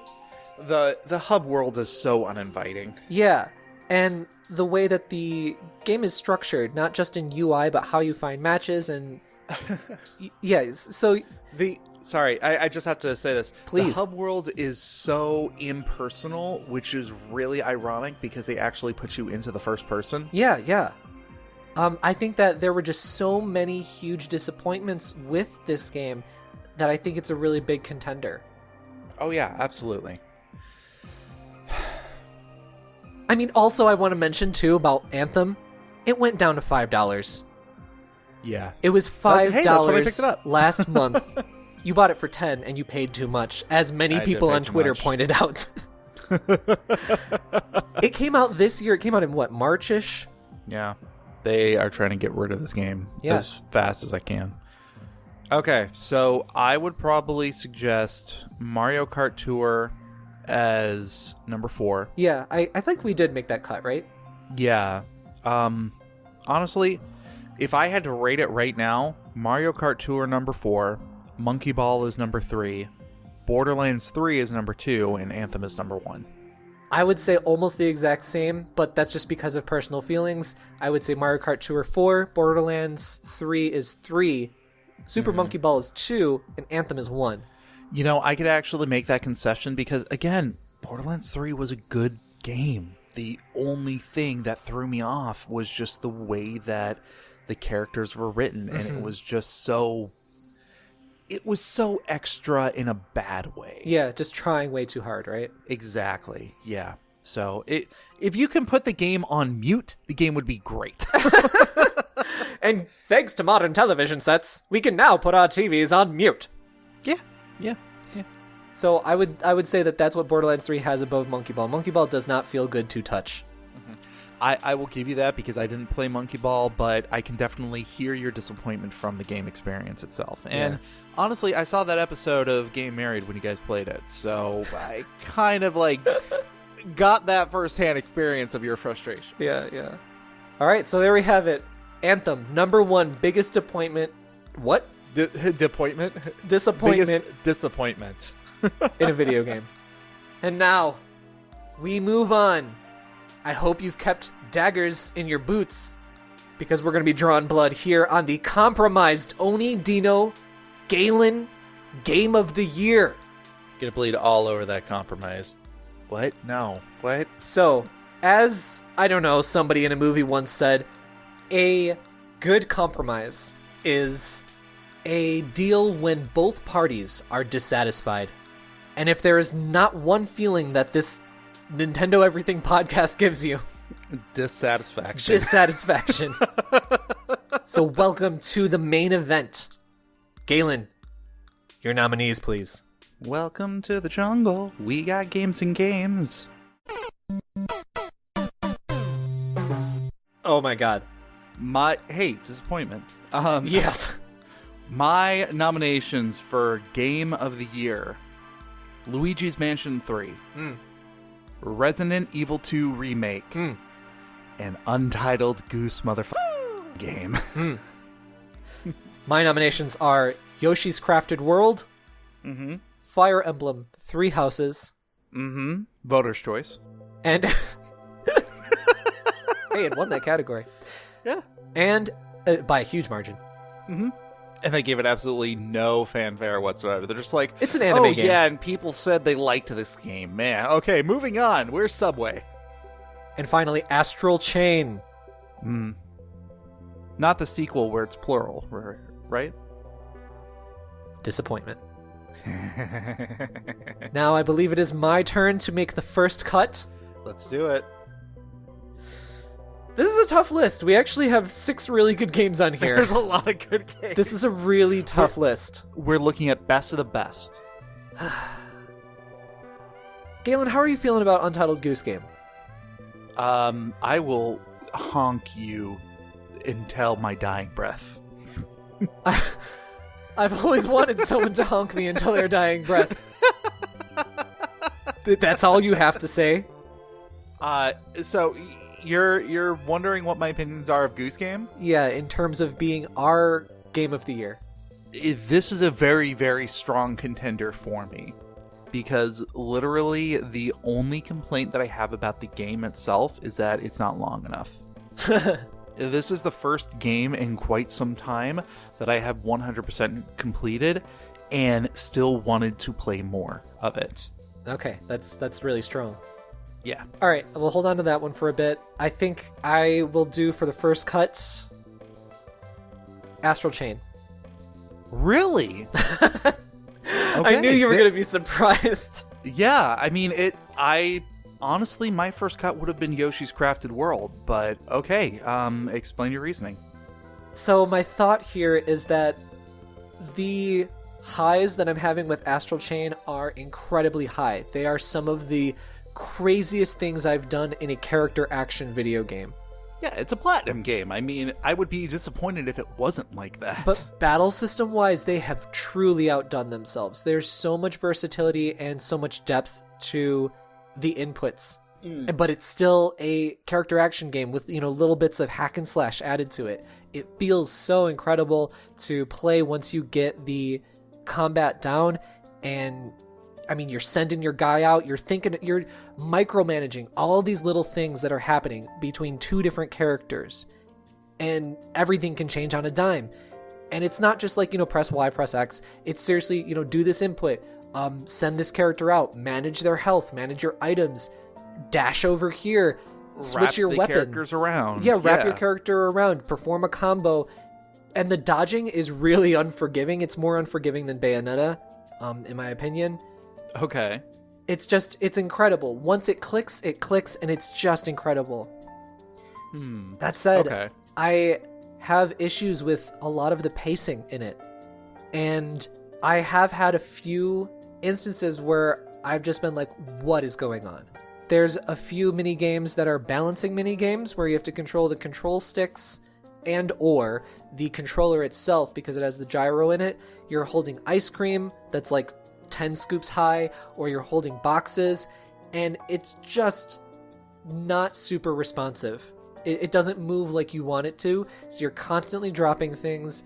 It doesn't feel any fun to play those mini games. It just feels like it's got a little too many ingredients in it, because the gameplay is varied. Like, you'll play an hour of that game and you won't know if it's going to be an hour of fighting, an hour of just exploring and, doing your detective stuff because you are a cop, or an hour of a mixture. And there are, and technically they're optional, but I mean, like, they're side quests and stuff like that are adding to your game. They're main side quests, if that makes sense. There's also, like, a moving the car situation where, like, it's a totally different thing, a totally different viewpoint and mechanic that, like, isn't in the rest of the game really in this sense. People who've played this game will understand what I'm talking about, but it's just like, you didn't need to make this much diversity. I really applaud you for doing it. I don't think it was implemented in very well. I think the pacing and some of the implementation is messy and underbaked, whereas some of the other stuff is just incredible. Absolutely incredible.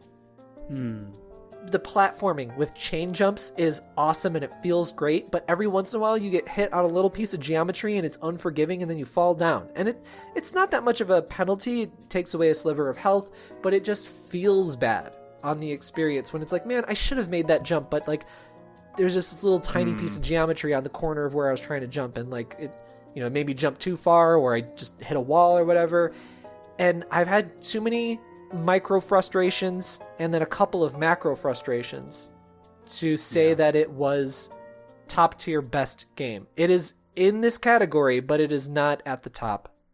And especially when it comes to like the dodging mechanics that you were talking about, like I feel weird bringing this up, but Dark Souls was able to create a game where you actually feel the challenge and feel the, like, if you mistime a dodge, you feel like it was deserved that you took damage and that you did it wrong. And just from your description itself of, hey, there are a couple times of, hey, I really should have dodged that. No. I feel like Astral Chain has similar unforgiving stuff to Dark Souls in terms of, like, I dodged at the wrong time and it was my fault and I have to learn. Oh, okay. I misheard you then. Yeah, Sorry. yeah. No, that's fine. I mean, if you misunderstood me, so did maybe some other listeners, so it's good that you brought that up. It is unforgiving in a somewhat good sense, in what could be perceived as a good sense. Okay. It doesn't feel like a fault of design or something like that. Most of the combat is what I am happy with. I like a lot of the exploration as well, but I just feel like their mix was a little bit messy, sloppy, poor, and every once in a while there's an encounter that I'm just like, oh my god, this sucked. Like, there was this one huge boss that he was mostly out of frame. So, and I'm fighting him, on the ground floor, basically fighting his little feet. I had to, and I realized this by the end of the fight, I had to, like, destroy his armored portions on him, but I was still dealing damage, even just, like, chipping away at him. And by the time I realized that, I wasn't really, like, I tried to do that, but you can't control super, super specifically where you will attack. Okay. I don't know, like, I thought of, like, all these different strategies that, oh, maybe I should try this, maybe I should try that, at the end of the fight, and then he just kind of went down with no fanfare, and it was really unsatisfying victory. And then there was also, like, he was out of frame, so, like, when he was telegraphing his moves, I couldn't see very much of it, so I just was, like, getting hit all the time, and it just felt bad. And I beat him on my first try, but it just felt such a hollow victory, and I don't think that that's a good thing to have in a video game. Yeah. It is surprising that you would suggest this soon. Yeah. But I will give you Astral Chain as the first cut. Yep. Number 6. Number 6, yeah.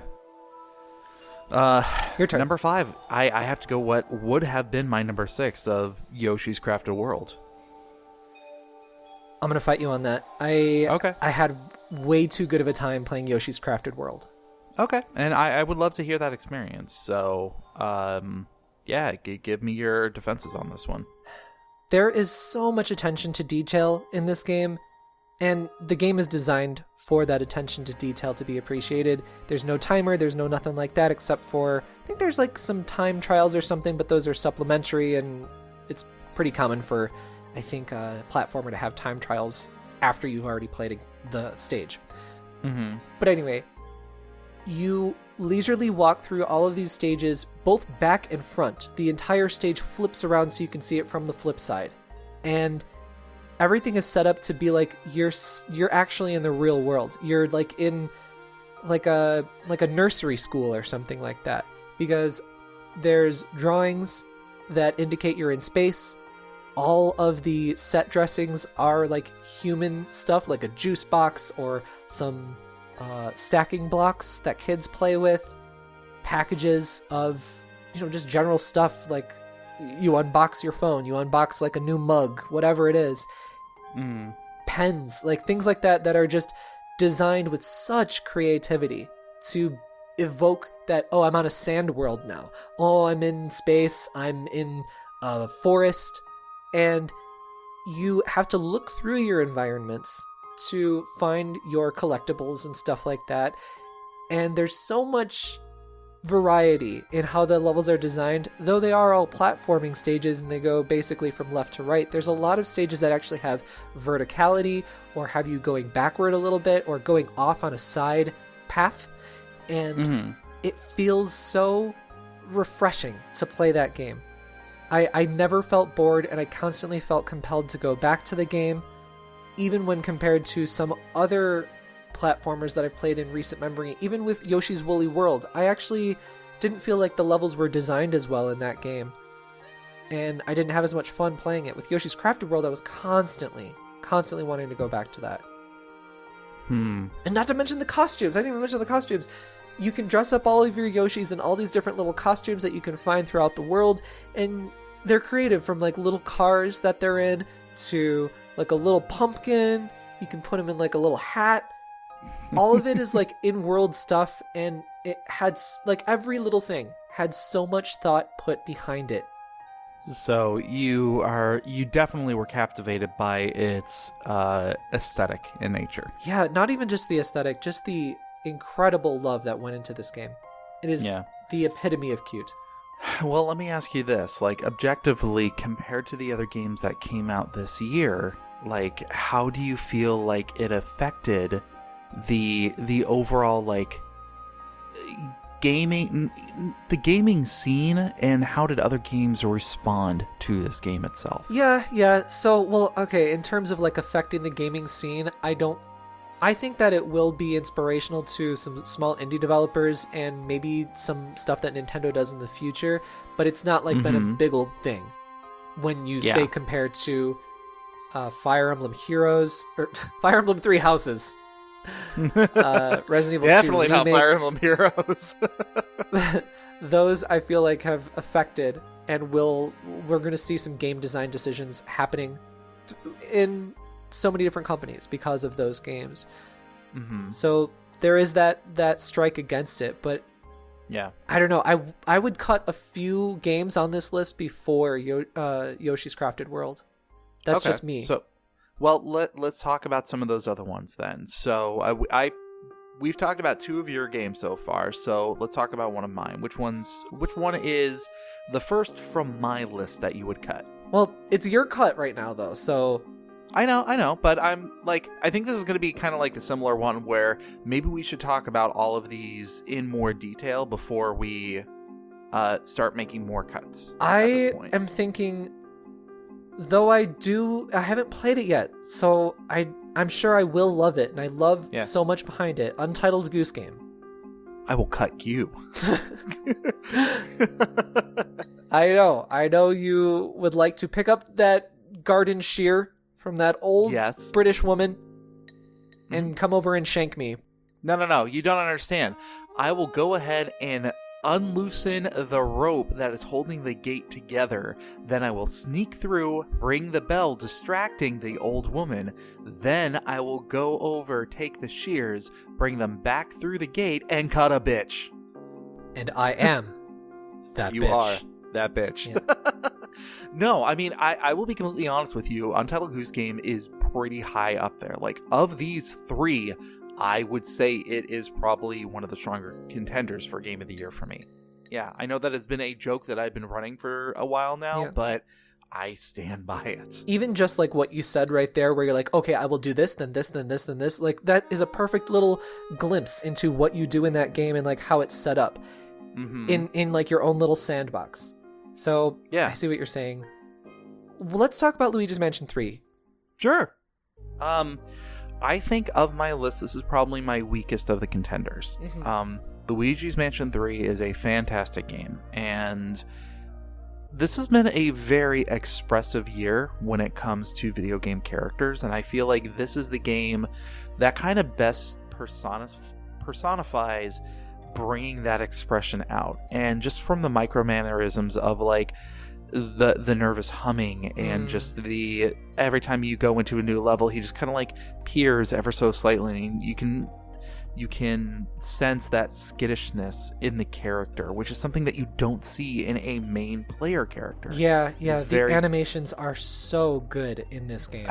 The animations, the detail, the level design, like you feel like you're walking through a Tim Burton house half the time. Yeah. With that said, though, it is not without its own faults. I definitely feel like it starts to run out of steam on the later half of the game itself. And I mentioned this before where, go into the level where they showcase the disco level that you go to, and it's like the shortest one that's there. There's like 2 rooms that you go through, maybe 4 if you want to start looking for some hidden places, and like 1 boss fight, and like that's it. Like there's so much more potential they could have done with this city, street, downtown party atmosphere. That's the word I'm looking for. That's all standing. That you could have done. I feel like this game did a lot of things right, but I don't think it is going to motivate other games to respond to it outside of that, the way they personified their character. Yeah, I've played, some of this game, but I haven't gotten deep enough into it. But I am surprised by, I don't know if I'm surprised, but I was just reminded how annoying Dr. Egad can be, where he's, constantly bringing things up. Yeah, no, I know exactly what you're talking about. And I just want to be like, listen, let me explore the mansion. You know what I mean? Hey, did you check on my hotel room yet? Yeah. Luigi, Yeah. how are you doing? Luigi. By the way, your EGAD voice is hilarious. I love it. Cliff hates it. He's so mad.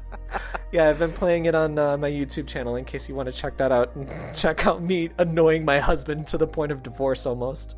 It's so fun. All right, so what I'm hearing, though, is that Luigi's Mansion, an amazing game with a lot of great attention to detail, definitely deserves to be on the Game of the Year list, maybe is number 5. Yeah.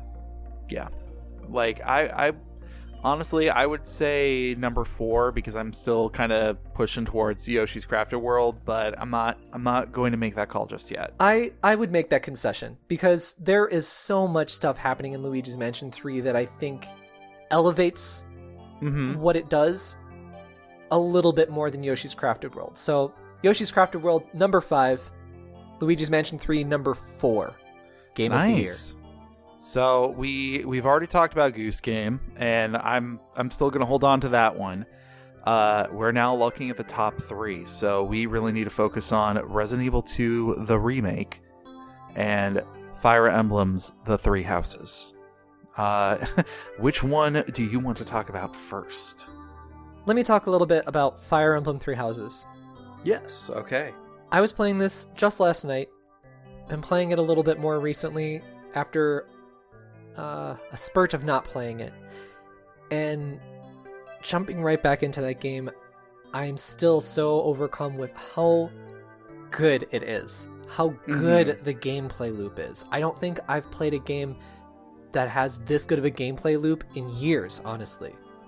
The mixture, and I can't believe they've never done this until now, of academy where you're teaching your students, growing their stats, fighting with them in battle, exploring, giving them gifts, talking with them, solving their problems, having them interact with each other and have them grow their supports in that way, learning more about your characters. The characters are so well written.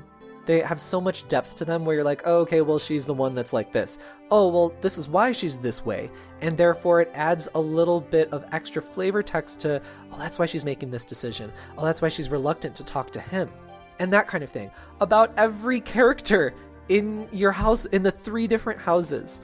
And there is a time skip in this game where suddenly you come back 5 years later and you see all of your students and they look totally different. They've grown. And normally that's cool in a game for sure. But like the game did such a good job building up why you should care about your characters and how you should be involved with them for so long that I actually saw them and I was like, oh my God, Marianne, you look awesome. You look confident. I'm so glad to see that you look more confident because she was so ashamed of herself when she was younger. And I get that feeling with every single character about different aspects of their personality. And I genuinely just love looking at them to see like, oh my God, you've grown, you know? In addition to all of that, there's 4 different stories in this game. And you get to see a overarching story over the course of many years involving many regions, many different houses, and political climates from different aspects so you can get the full picture of what this, and this word gets overused, but this is a good use of it in my opinion, an epic storyline. I feel like scale. this is one of the few times that you can unironically say that. Yeah. I love it so much, and I think it does so much right, and has... It's so weird because this series is, 30 years old now almost? Yeah. This is, for me, and I think for a lot of people, the best Fire Emblem game that there has been. Oh, absolutely. I will give you that one in a heartbeat. And this is from playing most of the Game Boy Advance games, and that's when I started in, which I know are, takes off of older entries in the franchise. So, and I've played, I've got logged about 100 hours in this game. I know a little bit of that is me having fallen asleep, a little bit. It's not like I fall asleep for 8 hours and, I fall asleep and then I'm like, oh shit, 30 minutes later. I would love to just sleep for 8 hours. Are you kidding me? Oh yeah, that's what I mean. I don't. But I mean, it's not like I fall asleep and then the game's on for 8 hours or something. It's like I fall asleep and in 30 minutes I wake up and I'm like, oh shit. But anyway, I've played, give or take, 100-ish hours of this game. I've only just gotten to the time skip now. Granted, I am going way too deep into all these systems, but that's also because I'm having so much fun going super deep into all these systems, recruiting all these students. In my future playthroughs, I'm not going to be recruiting other students and stuff like that. I'm just going to focus on one house. But just with all the stuff that the game has to offer and that you can do and how well it's actually balanced, I have very few complaints about the balancing. I just can't wait to play more. And I can only say that about so few games that I've played 100 hours and I can't wait to play more like it was the second day that I bought the game. Yeah. Fire Emblem Three Houses is super up there for me. That's a pretty strong argument. But let's talk about Resident Evil 2. Yeah. The remake. Yeah. So, you and I both played this. Yep. Both solo and, together. Catch us on Super Turbo Fighters, because that's still around. Is it? Well, I mean, the videos are still up there. So, I put this game on this list because I feel like it definitely took momentous strides, not only in the Resident Evil franchise, but also what should be expected of a remake. The things they did with this game, the way that they not only redid the game, the storyline is the same, the core mechanics of going through and fighting zombies and trying to survive, those are still there. But they gave it that modern twist to it that absolutely blew everybody's mind. There's a reason why it was nominated as Game of the Year over at the Game Awards. I think you mean the Oni Dino Galen Awards, the only Galen Awards? I mean, Game Awards? Damn it! The only Goni. Screwed it up. The only Goni Award. No. I know for a fact that going forward, all remakes are going to be put up to a pedestal compared to this game. The Resident Evil 3 remake, #ReRe, or Re3Re. You can't even get it right! I can't even get See? it right. That joke is bad. Yeah. But also something like the Final Fantasy VII remake. I know that it looks pretty, but is it going to wow you the same way that like Resident Evil 2 was able to?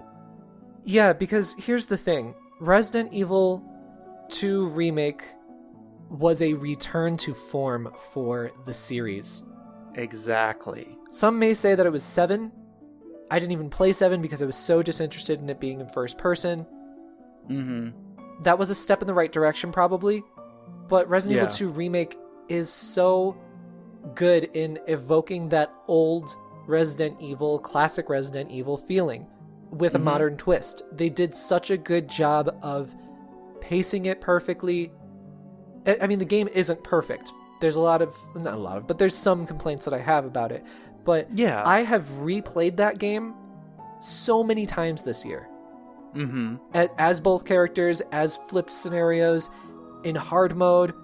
I just enjoy the flow of that game so much. It really feels like old RE2, RE1, RE3, and it's such a satisfying checklist.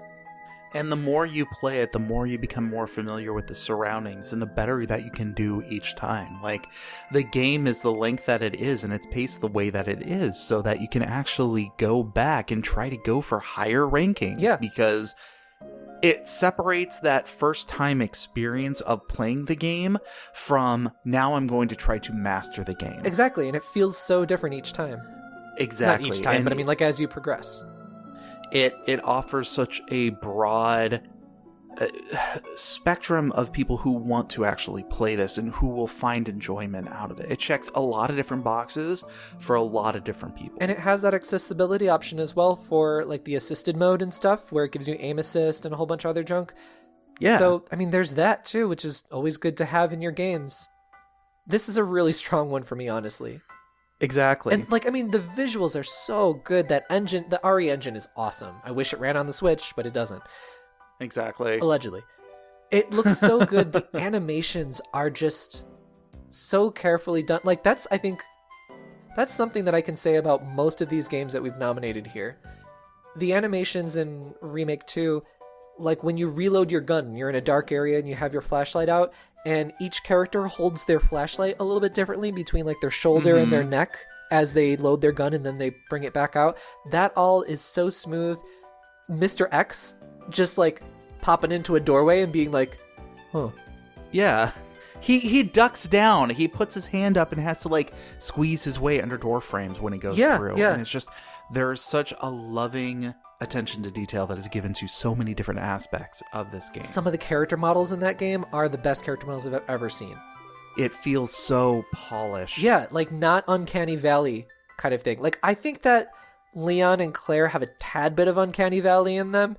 I feel like maybe they were a little overworked, but characters like Annette and Robert Kendo, Marvin, those three characters in particular, I think look absolutely perfect. Yeah. Oh, Ada too. See, like pretty much all of them except for the main characters. Oh, and yeah, and the Chief Irons, like, oh god, they made him so disgusting. You really hate him. The voice acting's good. Damn. I still find the weird, like, first off puppy love flirting thing that Claire and Leon did, like, as the first time they meet up, like, at the police station. It's just weird. Oh, absolutely. To me, there are it's like a little awkward. There are so many interactions in this game that are baffling. That are like, why are these so awkward or weird, or wow, this does not meet like what is happening in the world right now. But then there's also ones that are really good, like when Chief Irons sees Sherry and Claire, and this is your introduction to this character, and he's like, get down on the ground. He's like, I'm not f***ing with you. I'm shooting right next to you. Get down. You know what I mean? It's just, And then with Ada, like your introduction to Ada, or like when you see her the second time and she's saving you from Mr. X. She just rammed a car into him, which, by the way, she totally should have been screwed up from that. But she rams a car into him, and then she sees him start to move, and Leon's like, oh shit! And then Ada's like, nothing dies down here. And it's just like, oh, yes, such a badass. You know what I mean? There's like moments like that are so good in complete contrast to like those really baffling, weird moments.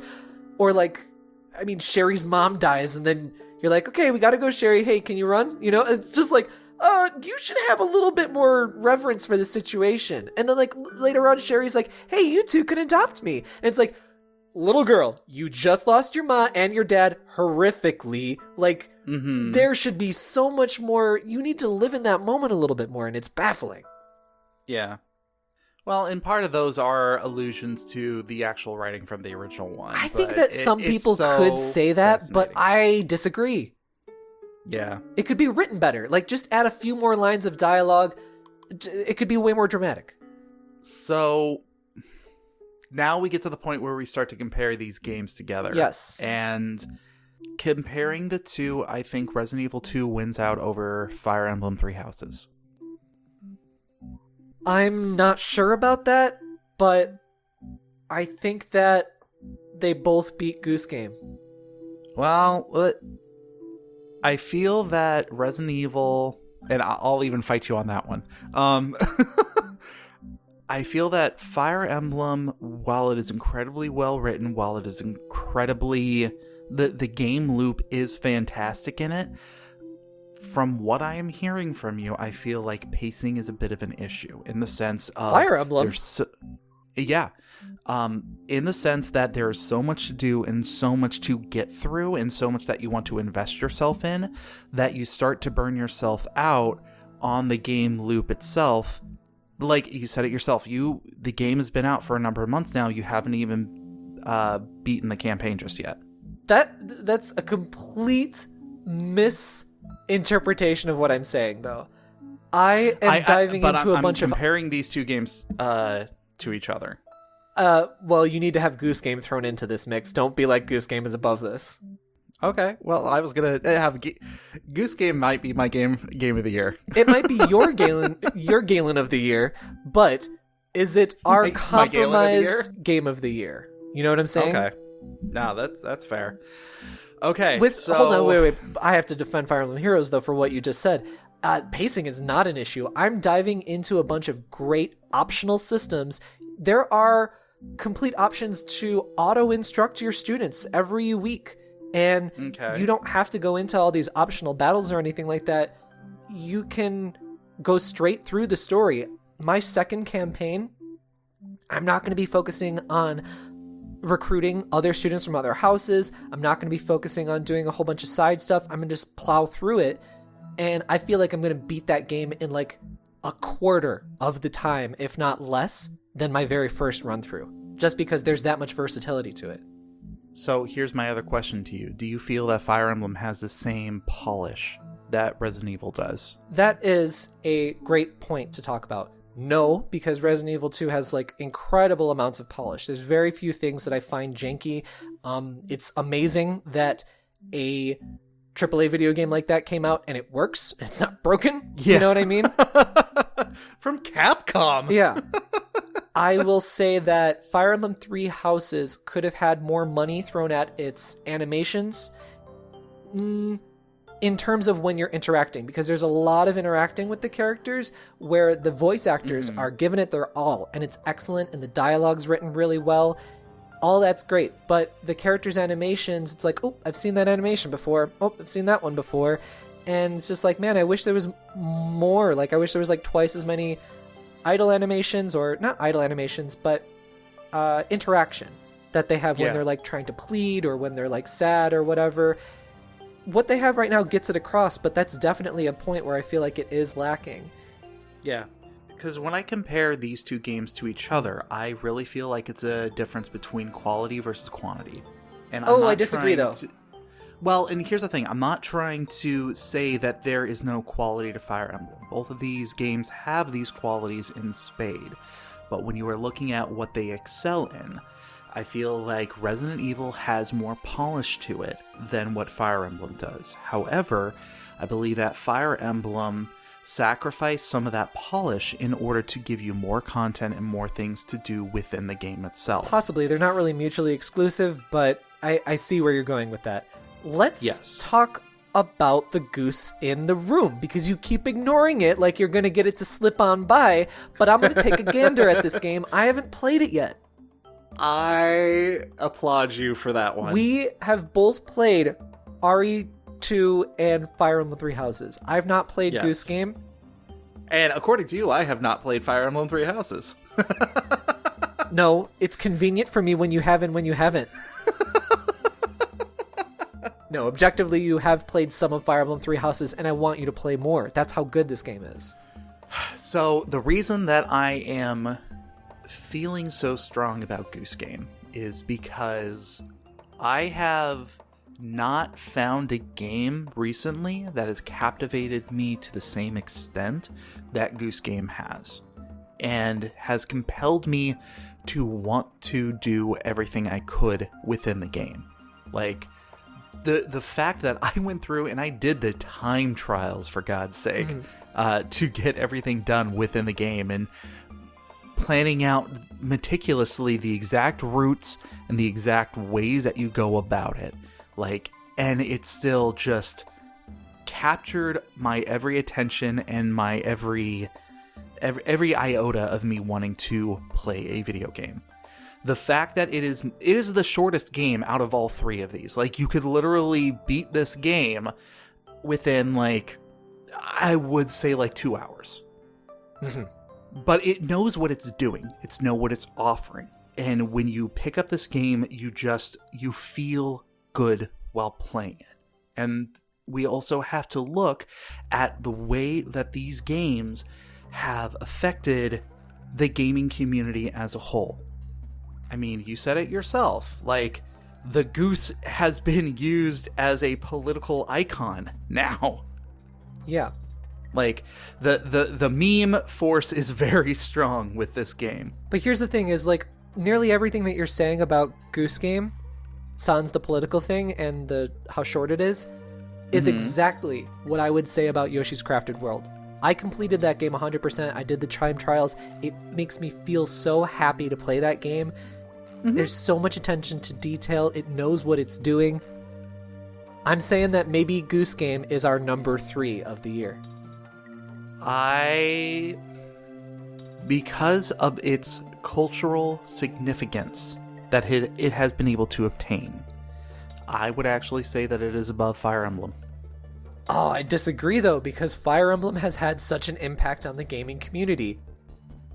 How has it? Twitter has blown up with Fire Emblem memes, the interaction between students. There was this awesome community of people that were making Twitter accounts for the students and then interacting with each other like the students would in the world on Twitter.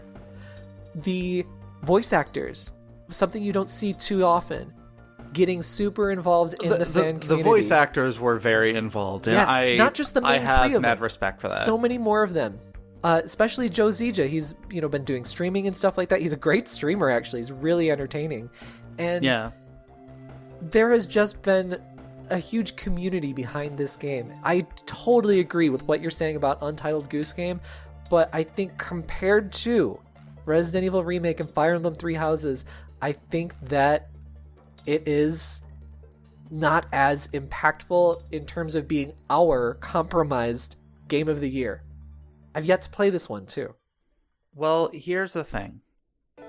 Regardless of the order, I am hearing that as far as something that should be our compromised game, I think we can both agree that Resident Evil 2, the remake, is a fantastic game.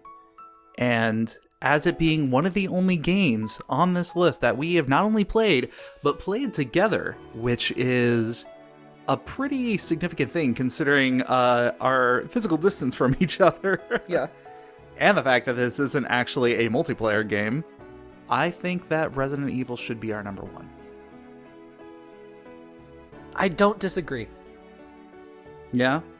I think that Fire Emblem Three Houses is my personal game of the year, but I think our compromised game of the year is Remake 2. And what, if not, is a perfect compromise than a situation where both parties are dissatisfied? Your number one is Goose Game. My number one is Fire Emblem Three Houses. But joining forces together in this whirlwind of disappointment is Remake 2. You know what? I'm happy. I am happily dissatisfied with this outcome. That's a compromise. Honestly, full disclosure, I just really, really wanted to have another category where Claude lost out to a goose. God. So there we have it. Compromised Oni Dino. Our Goni goes to Galen Game of the Year. Number 6, Astral Chain. Number 5, Yoshi's Crafted World. Number 4 is Luigi's Mansion 3. Number 3, And number 2... at a split tie, is Untitled Goose Game and Fire Emblem Three Heroes. Number 1, Resident Evil 2 Remake. Yeah. What a weird list. It was a fantastic list. I loved every single one of these games that were on this And list. there were so many more that we didn't even play. Right. So there we have it. That is the 2019 Oni Dino Galen Game Awards. Let's do a real quick recap. Sure thing. So, our biggest surprise in a game was, I think we had Super Mario Maker 2. You said I With The think? Legend of You don't remember? Leave your comments down on the below. I should have been highlighting these. I thought I would remember, like, super easily. By the end of this, I'm like, I don't remember. I'm delirious, actually, from arguing. Yeah. Biggest embarrassment went to Fallout 76, again, with a very close second of Randy Pitchford just being himself. That was very, very close, yes. That was very close. Best new character was the Goose. The Goose. Oh, I love the Goose. Our best non-2019 game was Final Fantasy VII by concession. I honestly... He says... That's still in contention, but... No, it isn't. It won. You just said it yourself. Moving on to best paperweights. We have Damon X Machina. Yep. Yeah. The heaviest of all the games. It's an arsenal. And then... Biggest disappointment went to Anthem. And finally... Finally. Compromised Oni Dino Galen Game of the Year. Finally goes to Resident Evil 2, the remake. The sequel. The Squeakquel. The Squeakquel. Friends, thank you so much for joining us. I hope that you have had a wonderful 2019, a wonderful decade. In the 10s? I don't know. It's going to be kind of weird moving forward because we're going to be able to call it the 20s. Just like we were able to call it the 80s and the 90s. And then like you're like, oh, well, the aughts. That's, I guess, what we call the 2000s, the aughts. And then the 10s. I don't know, it just feels a little bit anticlimactic. But now it's going to be back to the 20s.